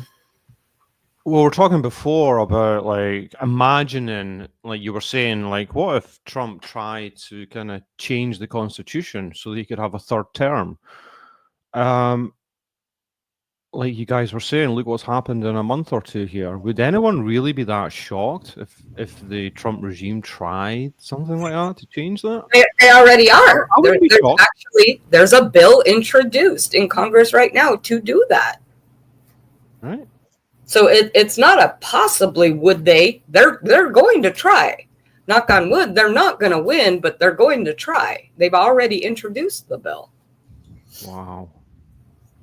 See, that hasn't been made as publicly an issue, really. So that's kind of almost a surprise to me that it's even got that far, right? But oh god, I'd love to see people's reaction once that becomes more a public issue. I agree, Tracy. He's not going to live for the 3rd term, but the ramifications of that. Yeah.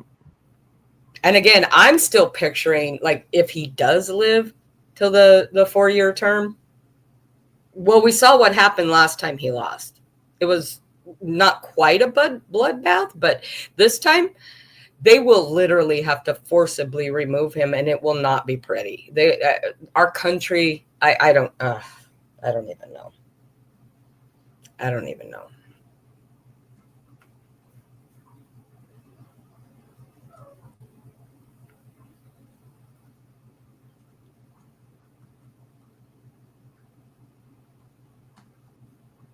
I agree, Shamat. I think a lot of the,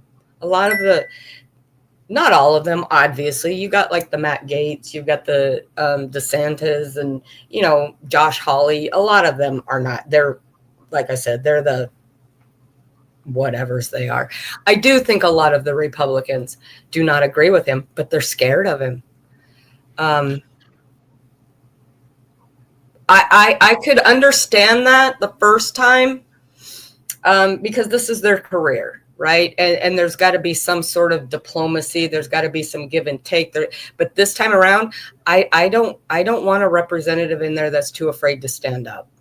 And there are some that are standing up, and he has promised, like AOC, the DOJ has said that they're going to open an investigation into her. There's another one, I can't remember his name, because he talked out about Elon. He talked about Elon and what Elon is doing and how it's illegal for him to be doing. And so the DOJ is opening up an investigation on him. But I get it. This is their careers. But on the other hand, you're supposed to be that checks and balances for this kind of shit. And if you're not doing your job, what the hell are you doing other than what Elon is supposedly cutting? Someone just collecting a paycheck. There's checks and balances, and 2/3 of our government are not doing what they're supposed to be doing, in my opinion. Hybrid Pisces says, without being a tin hat wearer, I don't understand how Trump won the last election. He got in by the skin of his teeth first time and lost so much support. How did he win? See, it's interesting to think back to that because Elon, I'm just going to say it, Elon. Yeah. And I'm not a conspiracy person. I mean, Rabid knows that. I very rarely go down. Mhm. I can't stand conspiracy shit. I really can't. It just annoys me. Yeah. But I'm just going to call it, and I'm going to say it. That assassination attempt? Nah, wasn't an assassination attempt. Well, see, I was going to bring that up. It's interesting to think back in the fact that you just mentioned Elon there. I mean, I think perhaps that wasn't quite as kind of in your face at that point. Maybe that's because I'm an outsider. I don't see as much as you do over there, obviously. But I remember at the time thinking that the assassination attempt was catastrophic for the Democrats. And the way he reacted in the moment, you know, the way he stood up and said what he said and things, kind of, it busted Biden's chances, that I think. And it was so perverse at the time because it just seemed to seal the deal for him. But then you had, and I think Calvin the Chaos mentioned this earlier, you had a few months passed by and no one was talking about that as much anymore. I mean, Trump obviously made the most of that attempt, right? If we all remember the conference when he had the bandages in his ear and all this, and he was giving an Oscar speech about that moment in the sun in Pennsylvania, you know, and he faced death, looked death in the eye. Well, a few months passed by, and then we had the debate with Kamala Harris. And I remember at the time, because it was such a trouncing, I thought, that debate. I mean, Kamala Harris just, like, owned Trump in that debate. There's a reason that Trump was terrified of a repeat debate, right? I mean, she showed all the qualities that we were talking about earlier that you look for in a leader, right? It's class and relatability. I mean, so some people might think they can't relate to her, but I think she spoke for a lot of people during that debate. She was condescending, and she was classy, and that seemed to turn the tables for me. You know, I thought, you know what? I think Trump's busted after that. You know, she lost. And I think, in retrospect, looking back now, I think you're right. I think the power of Elon Musk played a big part. I saw somebody made like a video. It was really kind of funny. So somebody caught a picture of Trump's hand last week where the top of his hand was just all bruised. Like what? I don't know if anybody's ever had an IV through their hand. If you get an IV through the top of your hand in those veins, it will bruise like hell. And that's kind of what it looked like. And somebody was like, so there were so many questions about it that lizard-lipped press secretary that he has now came out and said she had to actually address it and say, the president shakes a lot of hands. He's very busy with his hands. That's why he bruised. And then somebody's like, but his ear grew back within 24 hours, right? So wait a minute. And he even said when we was asked about his ear, like, I'm a fast healer. Apparently not so much with bruises, but with shot ears. 1 minute he says, he took a bullet for his country, and the next it was just a graze, and the next maybe it was from shrapnel, ricochets. I don't know. I do think that played a part in it, though, Cheryl. That whole assassination thing. I think that helped him big time. I really do. I agree. And I saved something I was going to read, but I can't find it now, where somebody actually made that comparison using pivotal points in different countries. Like when something happens negatively to, I'm so not going to do this justice, to a leader, it kind of like Zelensky. So when Russia first went into Ukraine, Zelensky had support worldwide, right? Because he was being aggressed upon. And they talked about, like, Ronald Reagan, when that assassination attempt happened with him, his approval rating went through the roof. And there were so many other examples this guy gave. And it's like, well, that makes sense. A fake assassination attempt to get attention. Then, see, this is me wearing my tinfoil hat, which I don't do, but I'm going there. And then a few months go by, and, people are back to not feeling as sorry for him and kind of paying attention to what he isn't or is saying. And his approval rating is starting to drop. So we need another assassination. Yeah, funny how that works. And then you've got him saying that, well, if it were, Elon knows computers. That's his thing, and I won because Elon, he's so smart with those computers. Again, Trump, he tells on himself. But hey, so they want to go back to paper ballots, which again will make us not knowing our president probably for months if they have to count paper ballots. But whatever. I'm thinking, what the hell kind of reverse psychology is this? Because in my mind, it's the fact that it wasn't paper ballots that you friggin' won. Again, I can't believe that in a lot of these states that they voted blue down the ballot, but they voted him for president. Some of that shit just doesn't make sense. But again, we didn't storm the friggin' Capitol about it. We didn't. We're questioning, and maybe someday it'll come out. Maybe it won't. We're not running around screaming, it was stolen. It was stolen. We all have our opinions, but the only thing we can do is this is where we are now. And this is what we need to deal with, and let's move on. But in the back of my head, yeah, and we've talked about this. The more that I see, the more that I think the assassination attempt again. So somebody says something mean to Trump, and he will talk about them incessantly. Somebody tries to kill him. He hasn't mentioned it. Why is that? In fact, he hasn't. They did in the beginning. The Democrats tried to take him out, but that dropped after like a week or two. Why are they still not harping on that? Because they don't want anybody digging into it. They want why is his family? Why are the Republican, his MAGA people who go after, senators' husbands? They go after everybody. Why has nobody gone after this kid's family for trying to kill their Lord and King? Nobody's doing. Why is that?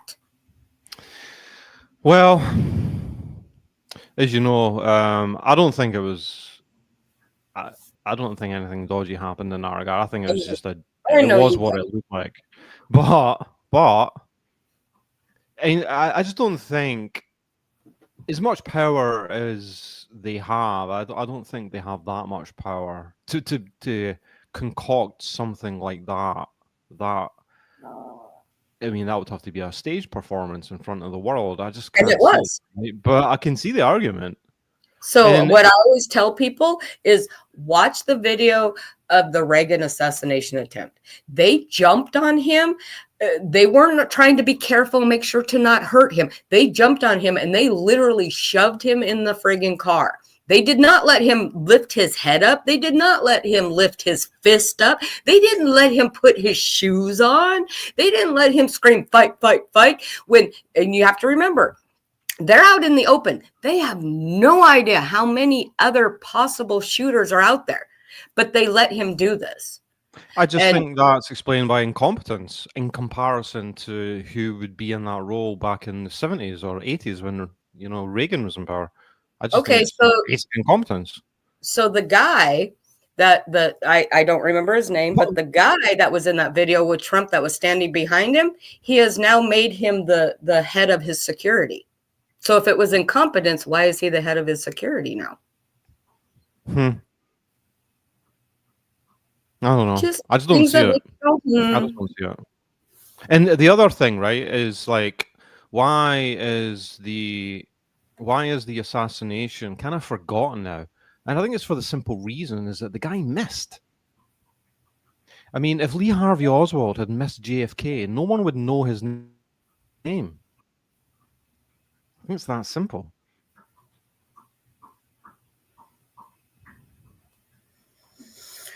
Trump taps the leader of his personal detail to run the U.S. the U.S. Secret Service. That one guy that was standing there.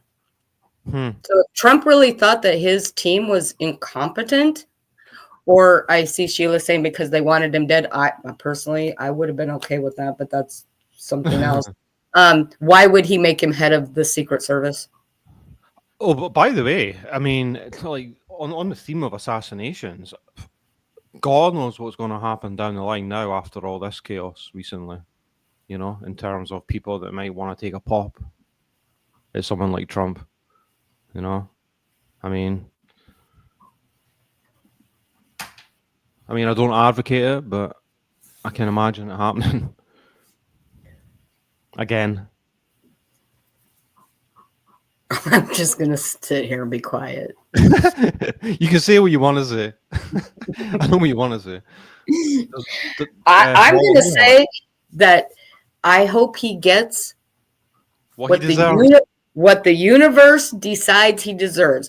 I will say that on the day of his death, which knock on wood, hopefully will be before mine, I will be taking that day off from work and I will be celebrating. Yeah. He you cannot argue the amount of damage he has done and is going to continue to do. Yes, Shemad, it would turn him into a martyr, but I'm okay with that. I'm okay with that. A dead martyr is better than a live piece of shit running the country. Hey, Pussycat, how are you? Isn't that a song? Isn't that an Elvis song? Well, hey, Pussycat, how are you? Hey, Pussycat, whoa. Something like that? Maybe your AI would answer that one, Charlotte. No. Yeah. Alexa's quite the disappointment. Yeah. Oh, what's new, Pussycat? Oh, okay. Well, I was close. Oh, there you go. That's Tom Jones. So it wasn't even Elvis. So I had one word correct in that whole thing.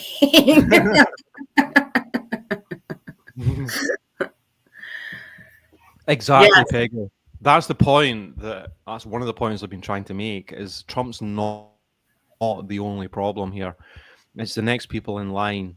Yes, and I don't agree with that. But you have to start somewhere, right? I mean, unless a bomb lands on them, and when they're all in one building, no. I don't for a second think that when Trump dies, which he might do during this term because he is old and not healthy, for a second do I think our problems are over. Absolutely not. In fact, I almost think they're worse at the beginning because we've talked about this, Rabbit.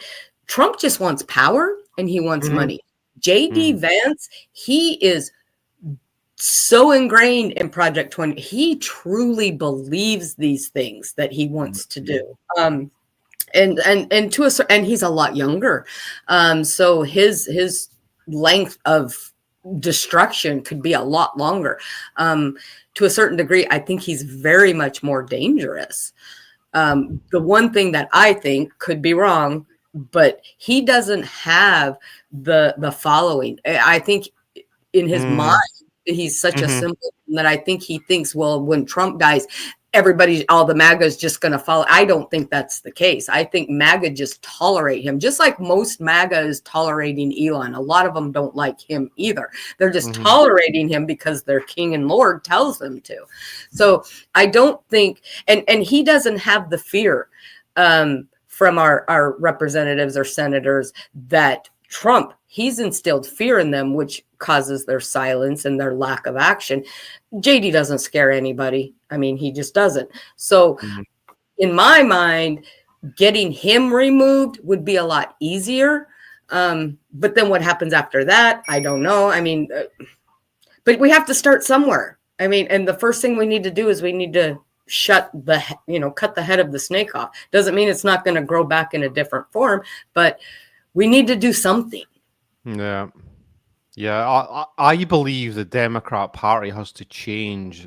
It has to reposition, and it has to entice back the silent majority of rational Americans that aren't that also may have a problem with the whole wokeism issue, but they know that Trump and his movement is not the answer.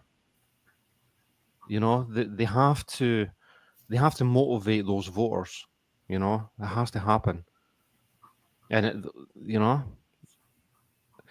it's going to take certain individuals to put it on the line and try and make it happen, because I'm convinced that the majority of rational Americans are disgusted with what's going on. I really am. I think Jamie, like I think Vance, again, my opinion, Vance would not be running the country. The Heritage Foundation would be running the country if Vance became president. And anybody that's even peeked at Project 2025 would know how detrimental that is. I mean, it's already, being enacted now, but he definitely would not be running the country. He would just be doing a whole lot of giggling and, trying different eyeliners and shit. It's kind of funny in a way, Cheryl. It's almost like, how you're saying that it's gone so far that we kind of need this to happen, right? We need the world to push back against us to somehow try and change things here, right? But in a way, Europe kind of needs it as well, I think, in a way, for our weakness to be this exposed, that we try and change things over here so that we're not in this position 10, 20, 30, 40 years continually down the line, so that we can genuinely unite and become a power that is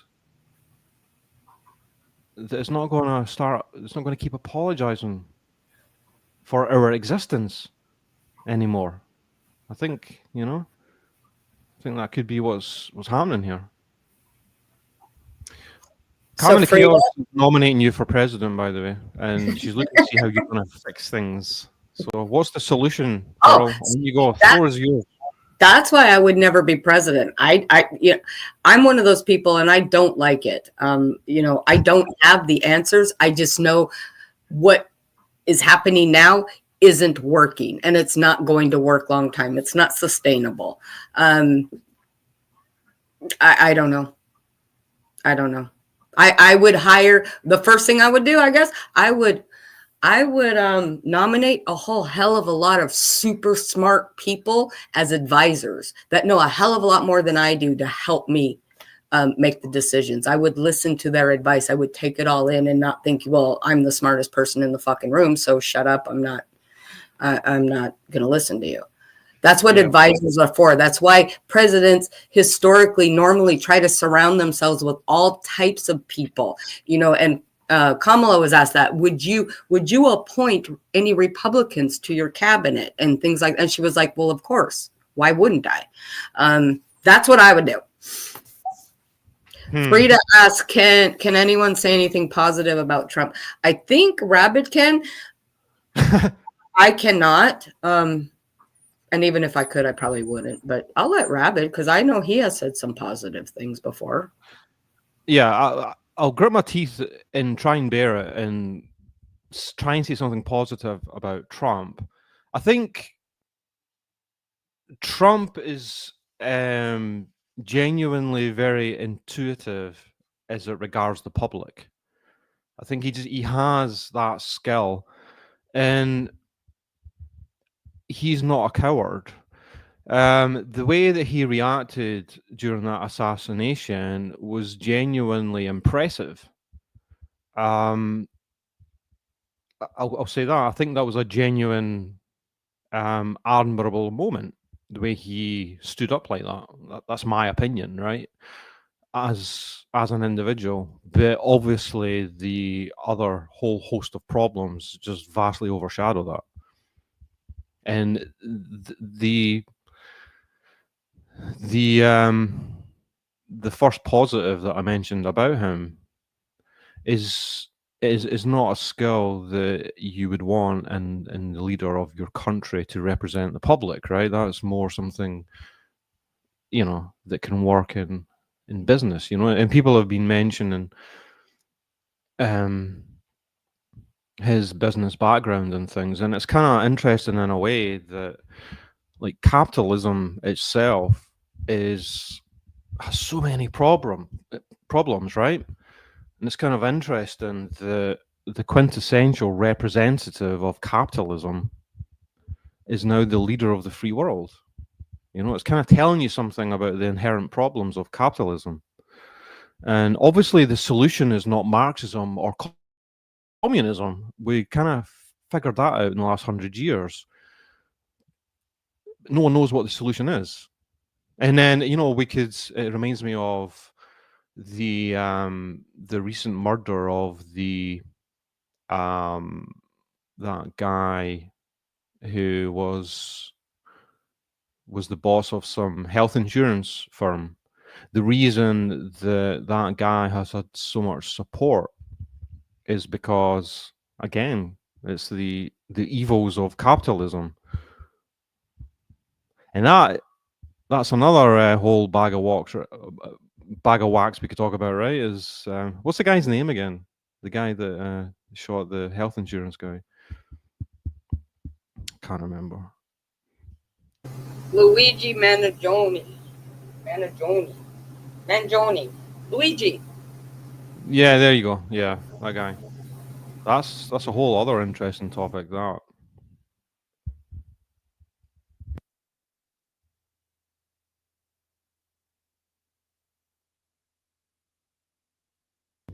Capitalism is on life support. It's a dying system that has nearly reached expiration. Yeah. It's just no one can figure out what the alternative is. That's the problem. See, like I said, there's a whole lot of things. You can't just say one or two things is going to fix it. Getting rid of Trump is not going to fix a lot of the problems in the United States. One president is not going to fix everything. One president is not going to be perfect at everything, and you're never going to agree with one president. What I am a fan of is you may not know what would fix something, but if you know what's not working, stop doing it. That's what I've always told my kids. They're like, well, I don't know how to do this. Well, okay, even if you don't know how to do it, you know what you're doing isn't working, so stop doing that. And again, being an American, we're not even 2 months into it yet. I can feel the effects. I can see the effects of what he's doing. It's not working. It's not. And if it turns out in 4 years, if he's still alive and our country is great, like he says, not based on what he says, though, because he says everything's great. If it is great, then we'll do a live and I will come on here and I will own that and I will say that. I don't expect to have to do that, unfortunately. But again, I don't want my country to fall apart. I wish things were better. And I wish we were heading in a direction that was better. But again, I keep going back to Project 2025. I think anybody that's looked at that, nowhere in there is there progress. The only thing in there is making rich people more rich. Yeah. And taking away rights. Unless you're a straight white male. I think one of the most worrying things for me is what I suspect is a recent attachment to that project is the ultimate pivot away from Europe, which explains this apparent alliance with Putin. That's the biggest concern, like from a selfish European point of view, you know. I really think that's what's happening here. It's the only way you can rationalize his support for Putin. Sheila wants to talk about UFOs. That's a fun one. My question is, because I don't know foreign stuff that well, so I'm asking, what happens if Putin was assassinated? What happens? How does Putin? The look? The thing there is the regime, like Putin's regime, is more like a genuine dictatorship. It's not quite, but it's kind of close. So if he got taken out, it's a little different from saying what's happening in the US right now. Like there's a whole movement underneath Trump. Like you can call it Trumpism or whatever, but like if Trump got taken out, things would continue until the Democrats got themselves sorted out. With Putin, if he got taken out, then the whole house of cards could fall to pieces, I think, because so much of his power depends on his cult of personality and the legitimate criminal power that he possesses. I mean, the amount of corruption in his regime is gross. I mean, the amount of political rivals that he's literally sentenced to death and had assassinated in foreign countries tells you that right there, you know? So that'd be interesting if he got taken out. I suspect there's a lot of Russians that, you know, would like that to happen. And see, his regime is so much more in control of the media over in Russia. I mean, we don't really see it as much, but there's huge portions of the Russian people that are just as disgusted with his regime as there are Americans disgusted with Trump. But he has more control, even more control than what you're describing earlier, that Trump and his regime has. Jamie says, true. Sorry, on you go, Cheryl. I was just going to say, where Sheila says, I have a suspicion Zelenskyy will be offed very soon. I don't know. He's made it this far. And right now, because of Trump, I mean, I guess we can thank Trump for that, but because of Trump, he's got more support than he had since Russia invaded. So I don't know. I just know, like, if Zelenskyy was taken out,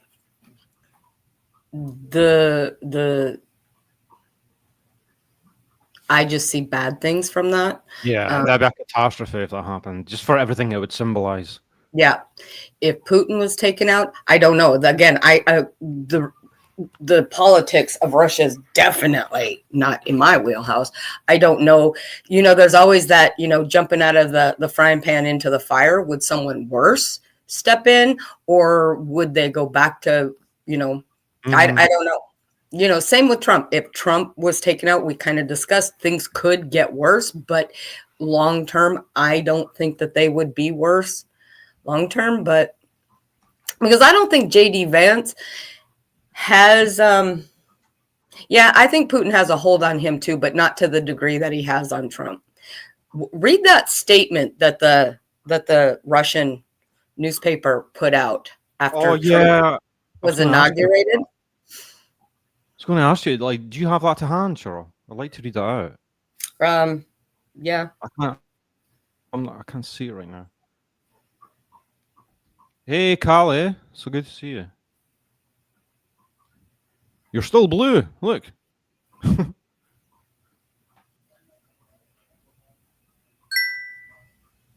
So what was put out in the Russian newspapers after he was and feel free to Google this yourself too. After he was inaugurated, to achieve success in the elections, Donald Trump relied on certain forces to which he has corresponding obligations, and as a responsible person, he will be obligated to fulfill them. That was put out Yeah. in Russian media. Yeah, let that sink in, guys. I mean, you cannot help but get images of the Godfather. You know, Putin is Marlon Brando and Trump is his bitch. You're making them sound, kind of cool. I keep just going to Pinky in the Brain. What are we going to do tonight? Same thing we do every night. Try to take over the world. Jamie says, I'm on my second cup of coffee during the stream. Drinking well, you got him. Yeah, guys, I hope you've enjoyed this conversation. And as we said, we're making an argument here from our point of view. There's no hiding that. That's what we're doing. And like, I'm not expecting anyone who, is a supporter of Trump or what Trump represents to, like change their goddamn mind over this, right? But it's just good to hear a different point of view and let it simmer, right? Just let it simmer in your mind to think, well, look, this is what I'm hearing from this other side of the fence, It's just something to think about. Yeah, And as I said, and I'm not just saying this because I absolutely adore Sheila, but I do appreciate it because, and I've admitted this to you, I did not do this during the campaign, but since the campaign, I have purposely positioned myself to live in an echo chamber because my blood pressure, I already take blood pressure medication. I cannot afford what he's doing is enough. I cannot listen to Trump supporters anymore. I am so far past that. So I do live in an echo chamber, and I freely admit that. I've told you that 1,000 times. I've asked you guys questions like, what's it like everywhere else? Because I refuse to watch that stuff and screw up my algorithms on my social media because I can't tolerate that stuff anymore. I can't afford a new phone when I throw it across the room. So I do appreciate, especially from a non-contentious thing. I know, and I'm sorry if Sheila thought that, think that we were picking on her. It wasn't. It's just you were being the vocal one, and I do appreciate that. Yeah. But being able, because face to face with the people that I know that are Trump supporters, there's no discussion to be had. They're just like, Trump's awesome. There's a golden he needs to have a golden statue. They've actually wanted to put him on Mount Rushmore. And I'm just like, I cannot have discussions with people who are so delusional. So I do appreciate this. And it also gave me a chance to vent because, again, living in a red state, I have a lot of friends who are not Trump supporters, but that old adage, you don't talk about money in politics, and that's kind of the thing. Except for when he was freezing all the government funding, that was definitely talked about at my work because, like I said, working for a nonprofit Native corporation, the majority of the funding that we get for the services were grants. So that kind of stirred up some shit for a minute, but it's just nice to kind of talk about it. It's nice to see Sheila's point of view because I do respect her. And, yeah, I haven't really totally been watching what she's been. Stop it. Damn it. Sorry. What she's been saying, but I haven't seen her say she wants a golden statue of Trump to be erected on the steps of the Capitol. So that's good because I've literally heard people say that. yeah. So I have enjoyed the conversation. Yeah, and I hope you guys have too, right? Even if you're on the other side of the fence. His face on the $250, but yeah, that's been proposed to. Like, it's Oh, good Lord. That's all we need, right? I mean, what a perfect metaphor that is. Because we go back to, we've had bad presidents, we've had very bad presidents, and we've had okay presidents. And what has he done to warrant being on any of our money other than the fact that he's president? I mean, I don't know. I mean, I guess it would be a good thing that I don't run around with a bunch of $250 bills in my pocket. I would never do that. So there you go. Thanks, Hybrid. Yeah, it is good to have an unbridled rant now and again. We should not be afraid of passion on important issues. I mean, you know, and we shouldn't be afraid of contention and friction. Yeah, absolutely. I do just want to say, so Hybrid, I did that too, till it just got exhausting. It's just, it felt like you're beating your head against the wall. I just couldn't do it anymore. So just anybody that doesn't like Twitter for whatever reason, I don't know if you've gotten on Blue Sky. Blue Sky is, Oh yeah, it's actually, it's way better. It's not near as gross. You can't get away. That is one thing I like about Twitter, though. Like, I can type out cuss words. I can use the middle finger emoji. I can do all that shit. You know, even on TikTok, you can't use the middle. I've had so many comments removed because I use the middle finger emoji. But you can put it all in Twitter, so I do kind of like that. But oh, thanks, Hybrid.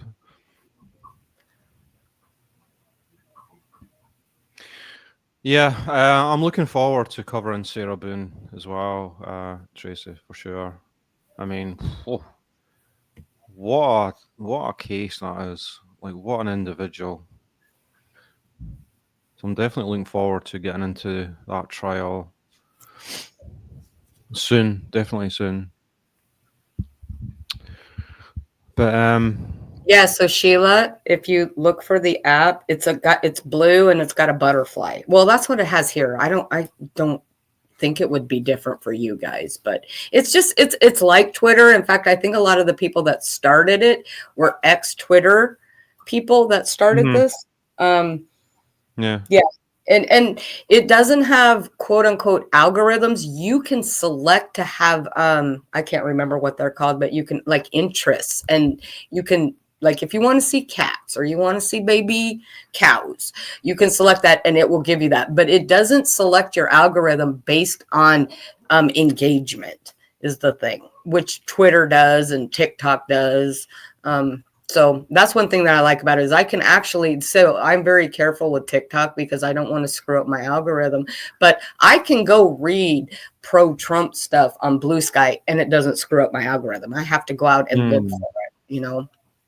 Yeah, you have to be careful of things like that on like the popular social media. There's, you know, the danger of falling into algorithms and things. You have to be consciously aware of what's going on. You know? And yes, Sheila, you can swear up and down all over the place. I can't even tell you how many swearing middle finger emojis I've put under Trump's and Vance's and Elon's posts on Twitter. And no, they don't get taken down. Yeah, you're welcome, Shema, for joining the conversation. I hope you enjoyed it, and I'm sure hopefully there'll be more to come.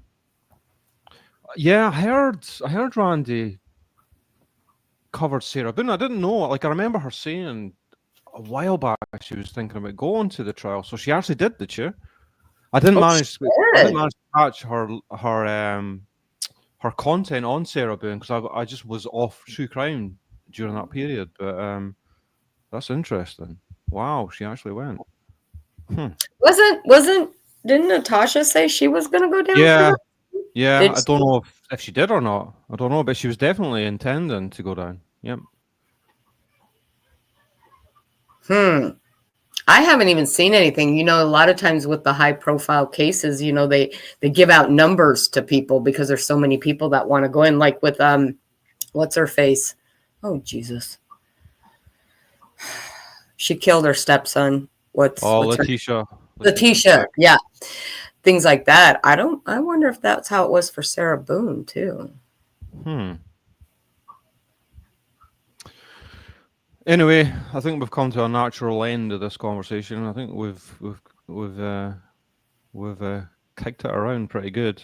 Yeah, Karen Reid, Jamie. I'm really interested in that one. Is she the one that again?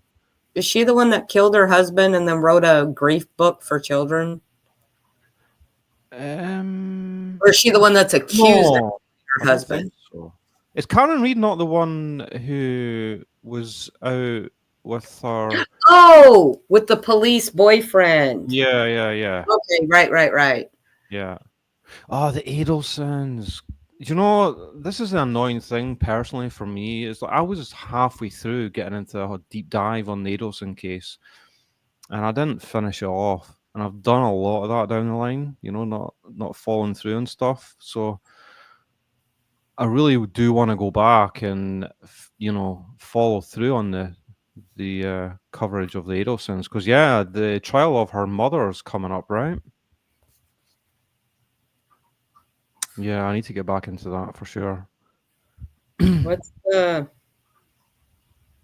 Brian Koberger's? Isn't his trial supposed to be this year? That's a huge. I mean, that's the biggest of them all, isn't it? Koberger for sure. And I think as of now, that one's supposed to be publicized.